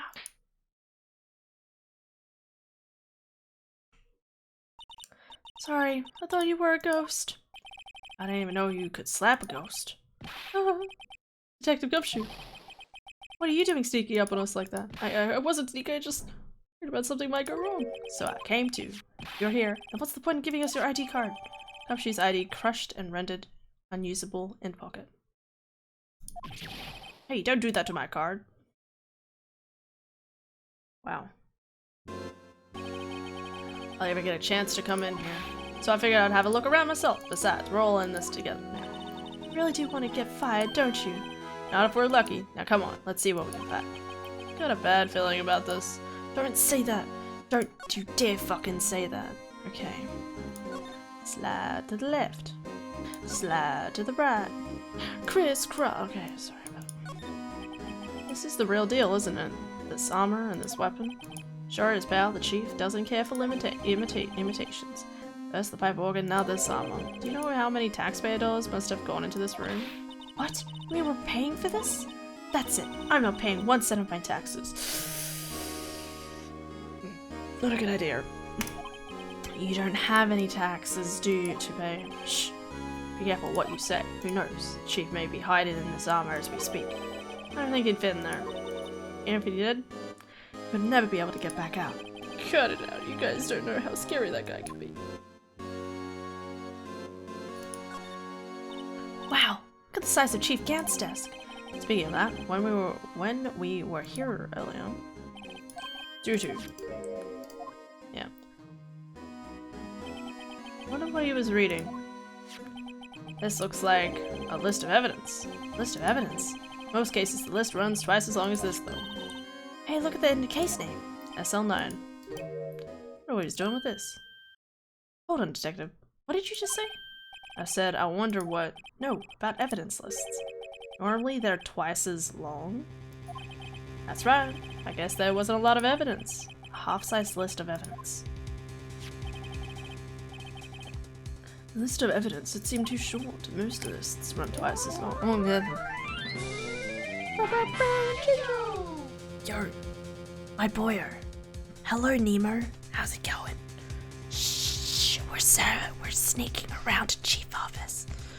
It's also because I'm supposed to be quiet, but still. What would the other half of the list be doing here? I knew it. The chief must be hiding something about the case. It appears so. Oh my god.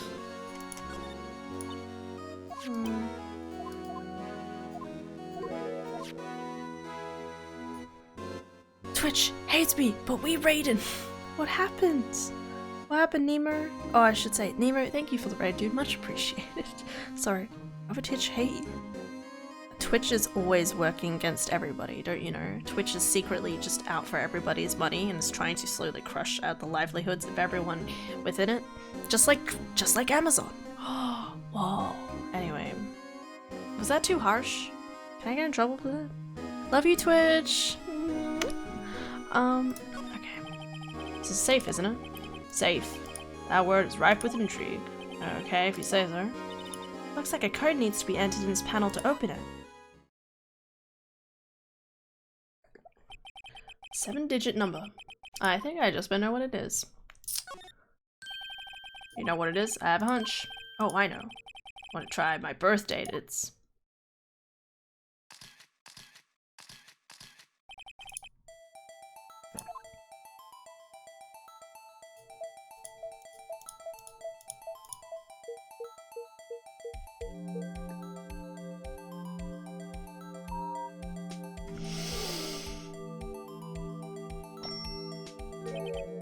Bingo. What number did you enter? Whose birthday was that, pal? The final ID card number on that record. What?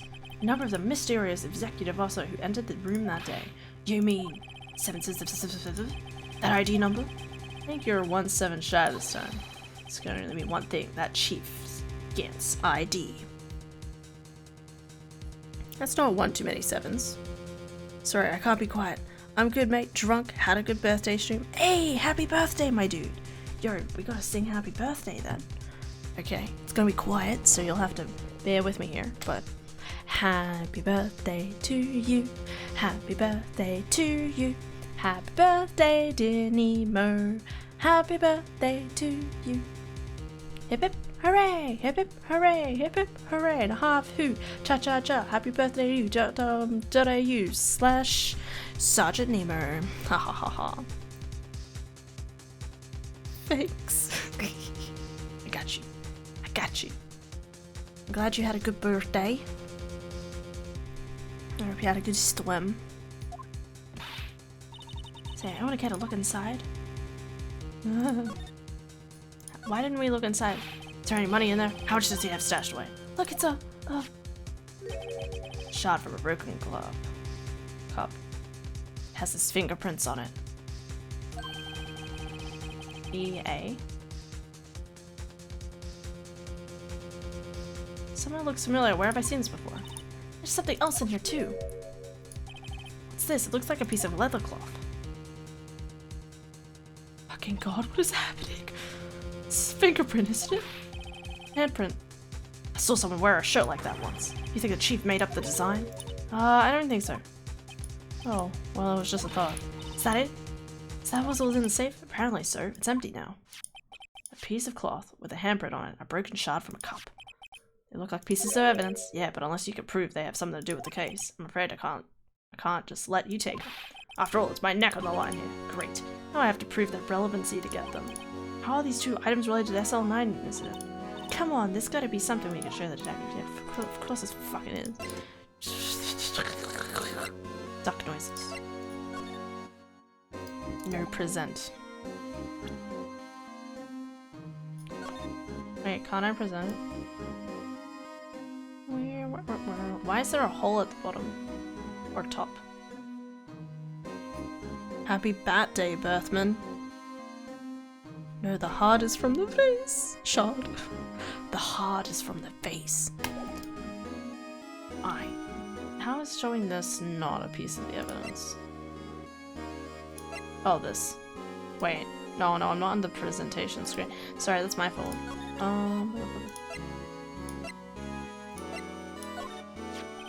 If Gumshoe, could you have another look at this jar? I remember when the three of us put that back together. Oh, those were the days. It's kind of early to be nostalgic. Wasn't this jar a piece of the evidence from that case? That's right. One on the shards has an SL9 incident sticker on it. Doesn't this ring any bells? You know, the fragment we just found? You mean this one? That was in the safe? Yes, that one. That was in... Now that you mentioned it, it's ringing a lot of bells. Let's see if it fits. Fragments.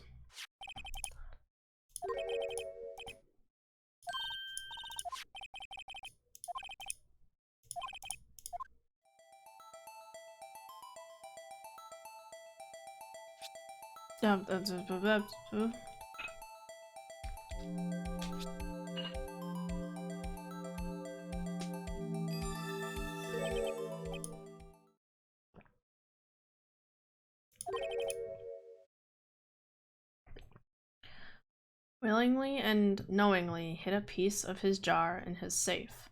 But why? In other words, he concealed a piece of the evidence from the SL9 incident. But, hey guys, get a load of this! What is it? This piece you just attached. It's different from the others. What?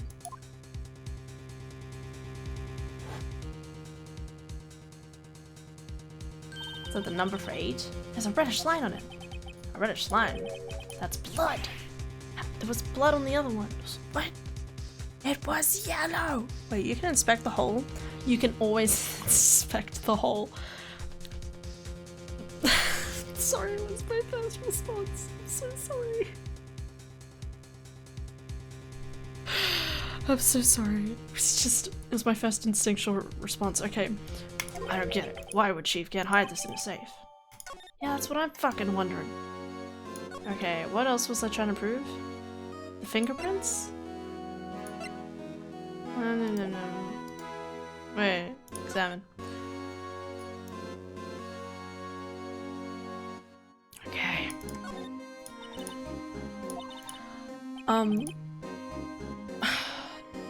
I'm just gonna skim through a bit of this because I'm resting my voice for a little bit. But good jerk. I liked it. 10 out of 10. Thanks, Dorcas. Piece of leather with prints.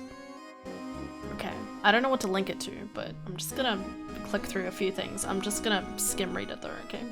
Unless it's important.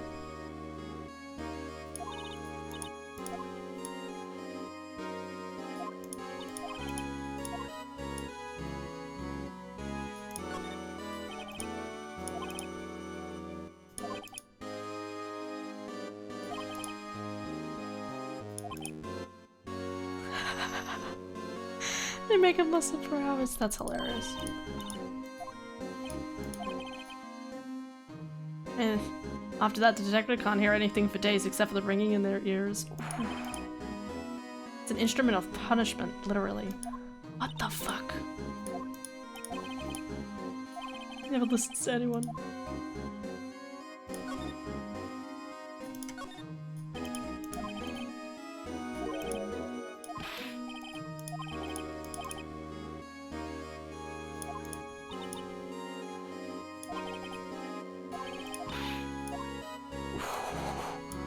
That's dark.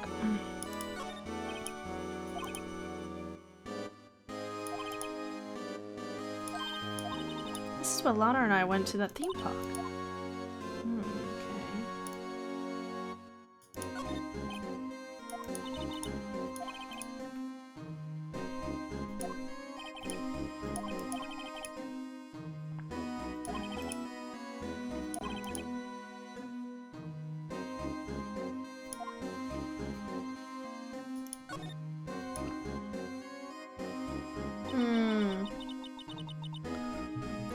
It's a corner of his vest.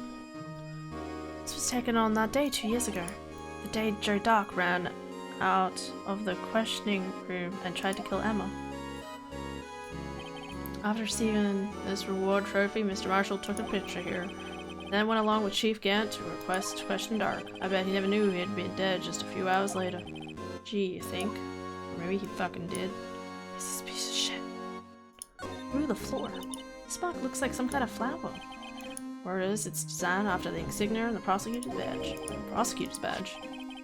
Yeah, like that one hanging around your collar. What? They have badges too? Design's supposed to be portraying the severity of the punishment system. Now that you mention it, it does look all pointy and stuff, kind of pointy at the end. Sedgworth never wears a badge. It's because he's a sharp dresser. A badge like that wouldn't go too well with his outfit. So sharp dressers don't need to wear badges? I guess everyone just kind of lets it slide. Let's see how that's supposed to be signify severe punishment. Okay.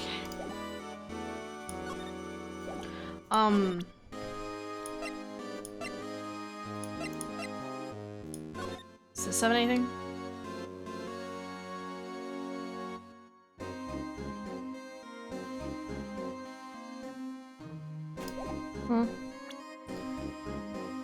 Maybe you can use the dust print on the handprint lever and link it to something. Or yeah, can you inspect the other half of the evidence list or something? Yeah, you're right. Oh, that's the picture. I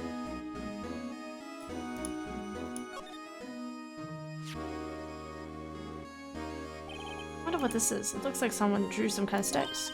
What is it? Did you find something? I'll make it out. I better keep quiet about it for now. Huh? Oh. No, it's nothing. Why are your eyes moving around like that, Mr. Wright? I'm gonna forget about this picture. This is the one that Emma drew, wasn't it?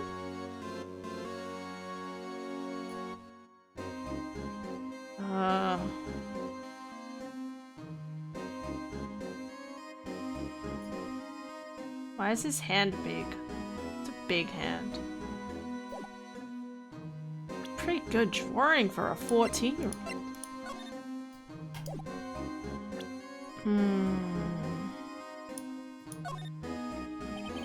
Right, I won't be able to give you any more information. That's why I have to get it all out of my system now. You understand, don't you? Don't be so negative, detective.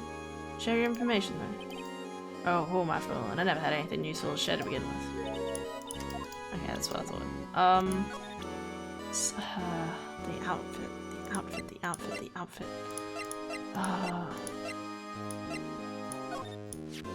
Let's have a look at this. It's a great idea, detective. Right, go to town, sheesh. What are you doing? Why are you sticking out your hand like that?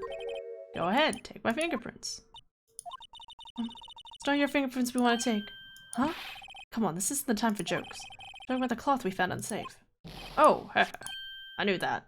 The one with the handprint. Okay. Sheesh, where's your sense of humor?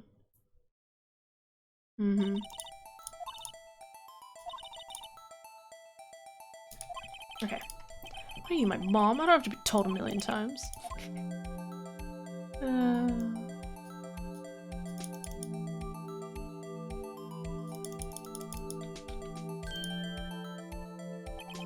I gave it my best shot. And a result won't be any good for matching, will it? Doesn't look like we'll get a clear result from this print. Okay, let's try a different finger. Maybe the top one?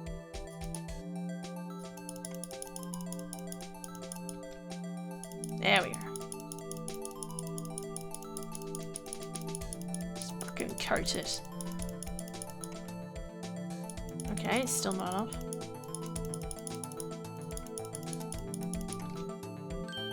There we go. It's the same thumbprint as him, right?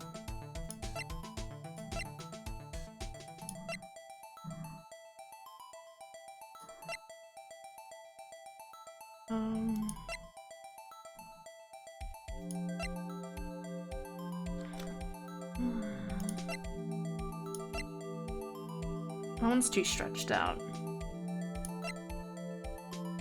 It's too cylindrical. This one. Oh, it's Emma's. What?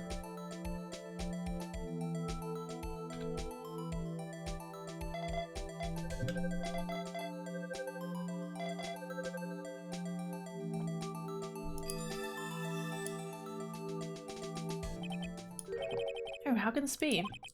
What are Emma's fingerprints doing here? Hey, you found a match? Whose fingerprints were they? Huh? Seems the prints are too old. Not clear enough to get a match. Oh, that's too bad. I thought that'd be Doc's prints. Psst. Hey you, over there. What's going on here? What are the kids' prints doing inside the chief's safe? Don't ask me. Let's just keep this information from Emma for now. Here, maybe you should hold on to this. Holy fucking shit, what the hell is going on? Middle finger for the win. Hell yeah. That desk on the other side of your room, was that your sister's? Yes, that's where I was waiting for Milana the day 2 years ago. Is anyone using it now? No, sir. This is entirely Chief Gant's office now. He practices a strict policy of preserving the crime scene. That's a strange reason to leave it here. He leaves it as a warning to everyone else. He wants us to always be alert. He told us so himself at our New Year's party. Of course, he was pretty intoxicated at the time. I see. So ever since Lan left, no one ever touches that desk? No, one except Chief Gant and the cleaning lady who's in here each morning. Still, 2 years have passed since that incident. Can't possibly be any clues remaining. I don't think so. Ooh, ooh, ooh, ooh. Blood, blood, blood. Blood, blood, blood, blood, blood, blood, blood. Time to spray everywhere. Yes.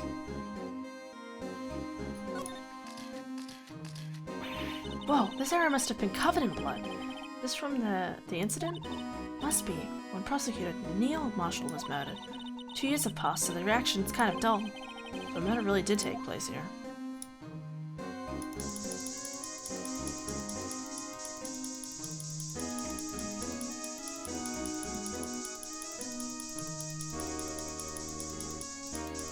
Spray everything.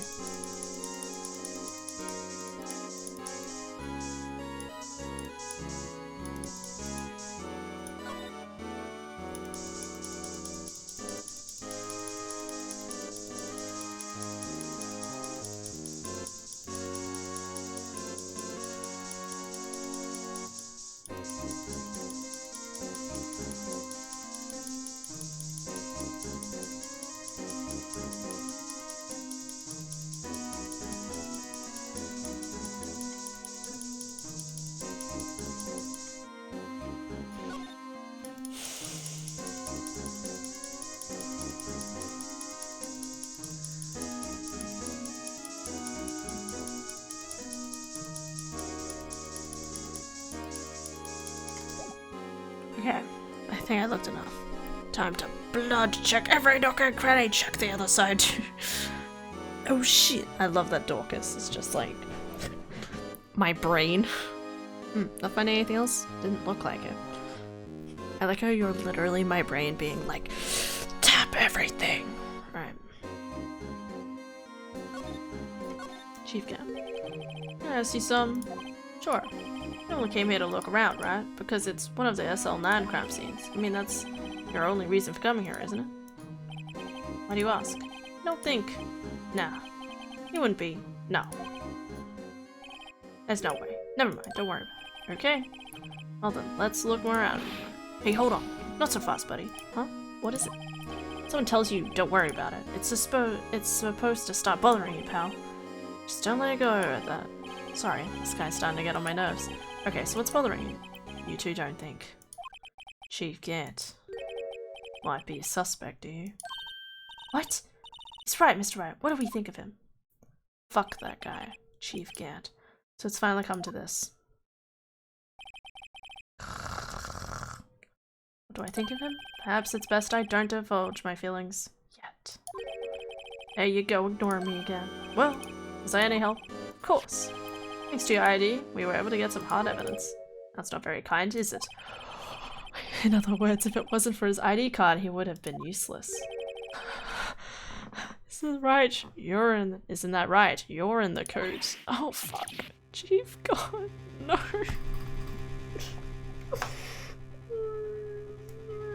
No. Stanty, did she miss any blood? It's too late now. I don't think we did. S Club 7 for the win. What? Winx Club. Oh my god. No! I hate when this happens. Oh god, I just want to throw my head into... You didn't think you'd be back so soon. Fortunately, I'm a man who believes in signs. As I was walking my meeting, I happened to look out a window and saw a stray dog run right into a pole. So then I thought of a certain detective. You mean me, sir? No. Afraid I'm gonna have to ask you to leave. Yes, sir. Sorry. Oh, you in the coat. Me, sir. Drop off your ID on the way out. You won't be needing it anymore. But, sir. Fuck you. Now get out. Yes, sir. Did someone please reclose the safe? We on our way to.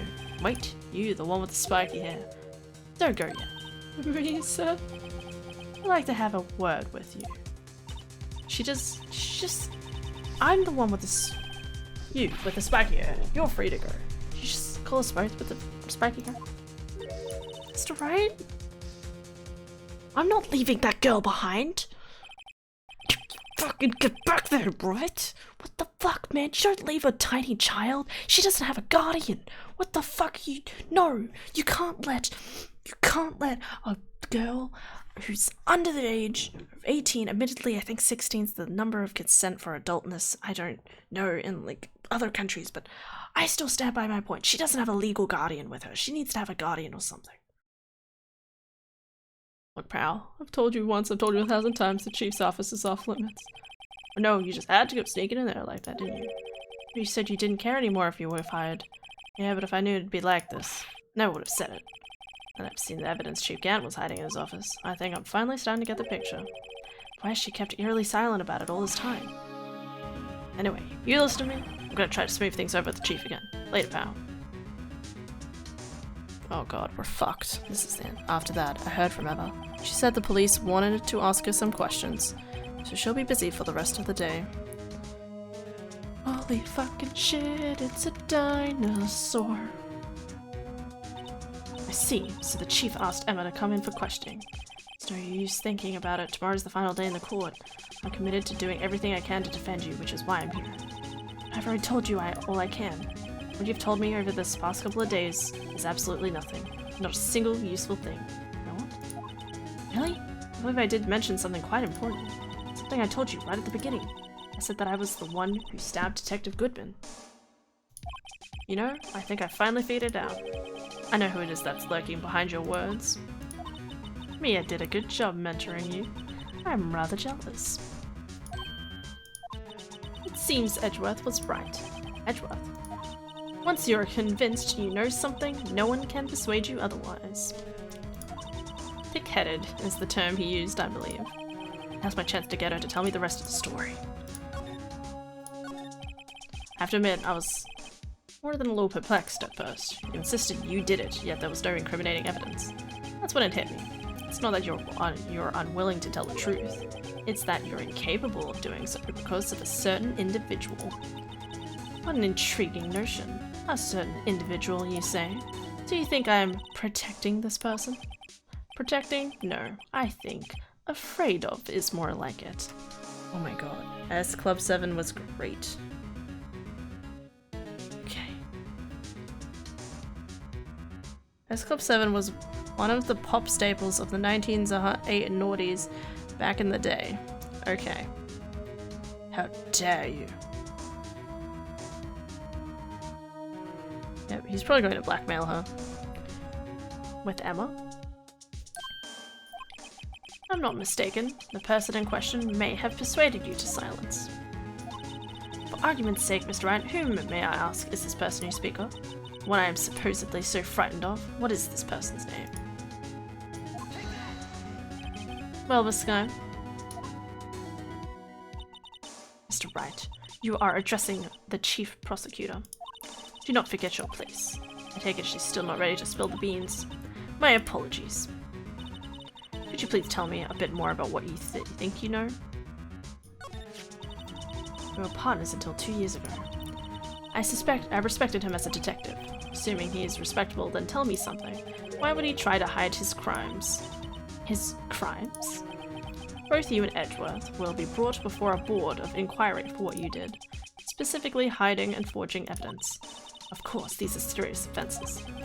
Why is it, though, that Chief Gant's name was never mentioned? Chief Gant? Edgeworth didn't know the truth behind the forgery. The only party who could have possibly tampered with evidence was me. I had access before I was second in command of that investigation. Yes, you, but also one other, Damon Gant. If you intend to accuse Chief Gant, you'll need more than just words. Show me a proof that Chief Gant falsified evidence in the case. But this?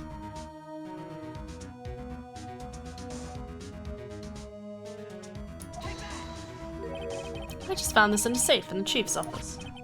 This jar piece and this piece of cloth. Do you know what these are? They're pieces of evidence from the SL9 incident. The person concealing evidence was none other than Chief Gant himself. Now tell me, why are you taking all the blame for him? Touché, Mr. Wright. As you surmised, I cannot disobey the chief's orders, even if it means being found guilty for murder. Why not? Calm down, Mr. Wright. You can't possibly expect me to be able to tell you that. 3 days ago, I had no choice but to cooperate. In the murder of Detective Goodman? Or perhaps I should say, follow orders. Yes, that's more accurate than cooperate. Although I can tell you the detail, I can't tell you the details. I can say that I was given an order that day. I need you to dispose of Bruce Goodman's body. I was right. Take that! You'll find it inside the trunk of Mile Edgeworth's car. Okay, so he did relocate the body. So he at least relocated the body to Edgeworth's car. Just as I suspected. Despite what everyone believes, you were not the one who murdered Detective Goodman. Correct. I was trying to take the body out of Edgeworth's car. Trunk's lock was broken, and I discovered that murder weapon while inspecting the body. Murder weapon? You mean Edgeworth's knife? No. When I found the body, this was the knife stuck in it. The knife from the SL9 incident. Serial killer Joe Dark's knife? I couldn't just leave that knife in him, so I took it out and stabbed him with another one. With another knife.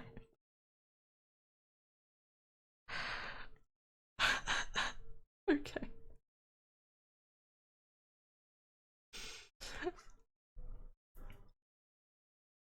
Sure. That would be Edgeworth's knife. That's right. Even though he was already dead, my hands were shaking at the thought of stabbing him. That's why I ended up cutting my hand. That is the reason for the bandage on your right hand. Yes, it seems that I got blood on the victim's shoe as well. And then... she saw me just as I plunged the knife in. Miss Starr, huh?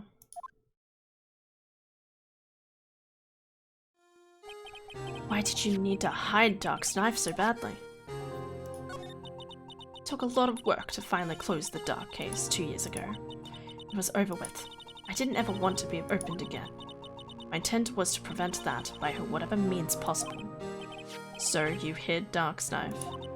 The weapon used to stab the detective was evidence in the Joe Dark case.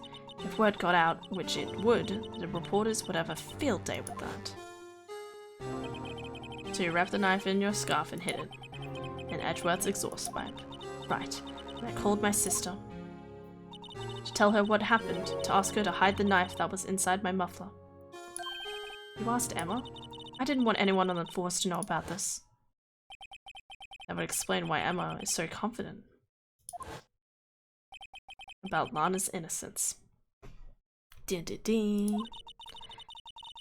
Speaking of phone calls, I had a bad feeling about one of them that day. A bad feeling? The truth is, after I received those orders from Chief Gant, the first thing I did was make a phone call. Phone call to Patrolman Jake Marshall. Marshall? Why on earth would you call him? The lead investigator for the SL9 incident had been murdered. I wanted that fact to be kept hidden, and I needed help. He was the only other person I could trust, or at least I thought I could trust him at the time. However, it seems that after I spoke to him, he went off on an escapade of his own. Oh, you mean, by wanting the case to die, he decided to take things into his own hands. Okay. But her sisters keep being kept so that Gant can keep Lana's mouth shut. Well, that's what I was thinking, but now she's confessing everything. He disguised himself as Detective Goodman and tried to steal the evidence. He had already stolen the ID card, but it seemed he still hadn't made up his mind to break into the evidence room. After my phone call, any remaining doubts he had must have disappeared. So your phone call caused the incident in the evidence room?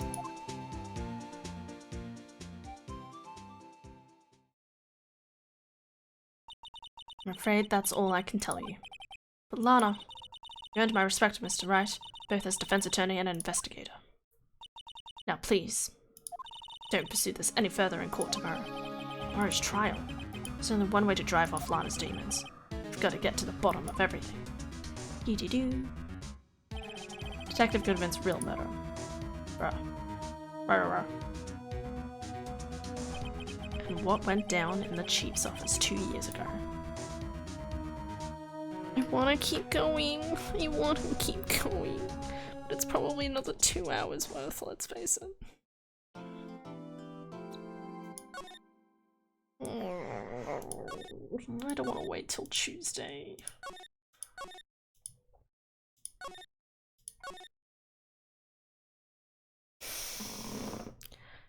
Yeah, I did say it was a long one. You did. I thought I'd get to the end.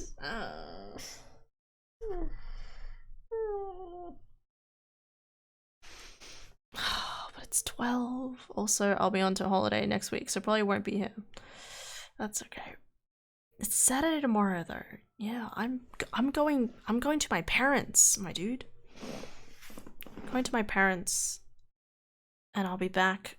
I'll be back to streaming Tuesday night. I think I'll take Tuesday day off.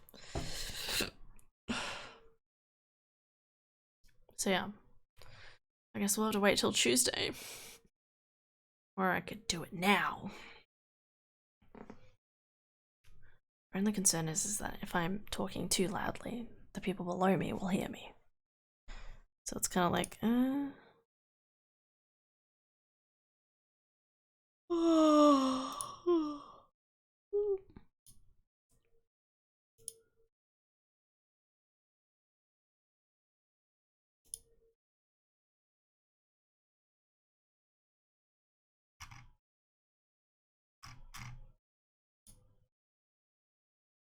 I'm looking at Discord. Shh.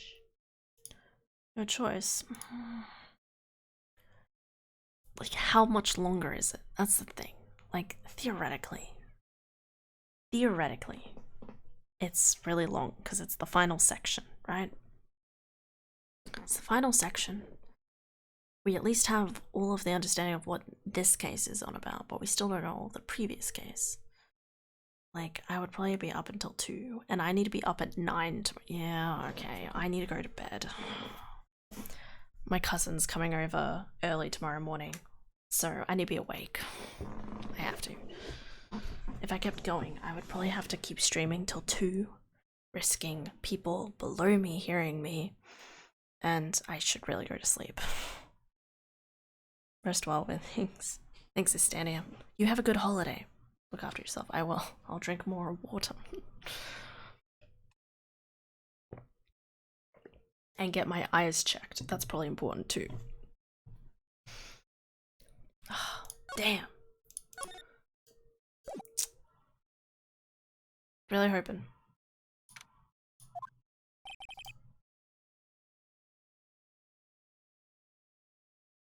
But there's no defendant. Dun, dun, dun, dun, dun. What am I doing? Where's the...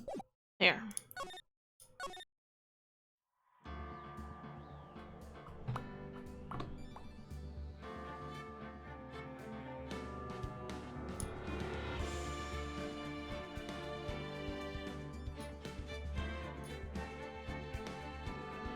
Okay. Guys, I gotta go to bed. I'm sorry, Dorcas. It's okay. It's always Tuesday. Okay, we'll finish this up Tuesday. But yeah. Alright, guys. Thank you guys so much for watching. I hope you all have an excellent day today and tomorrow. Have a good weekend. Again, no stream on Monday, probably. I'll be back Tuesday night. Yeah, I'll be back Tuesday night. Should be good. And hopefully we'll get to the end of this case. And maybe, depending on how long the rest of that case takes, we'll start the next case. The next game, really. Have all that fun. Bye! Bye-bye, Nemo! Have a good birthday. I mean, you've already had the birthday, but have a good continuation from your birthday. Just go with me. Alright. Good night, everybody. Take care. And I'll see you Tuesday. Bye-bye.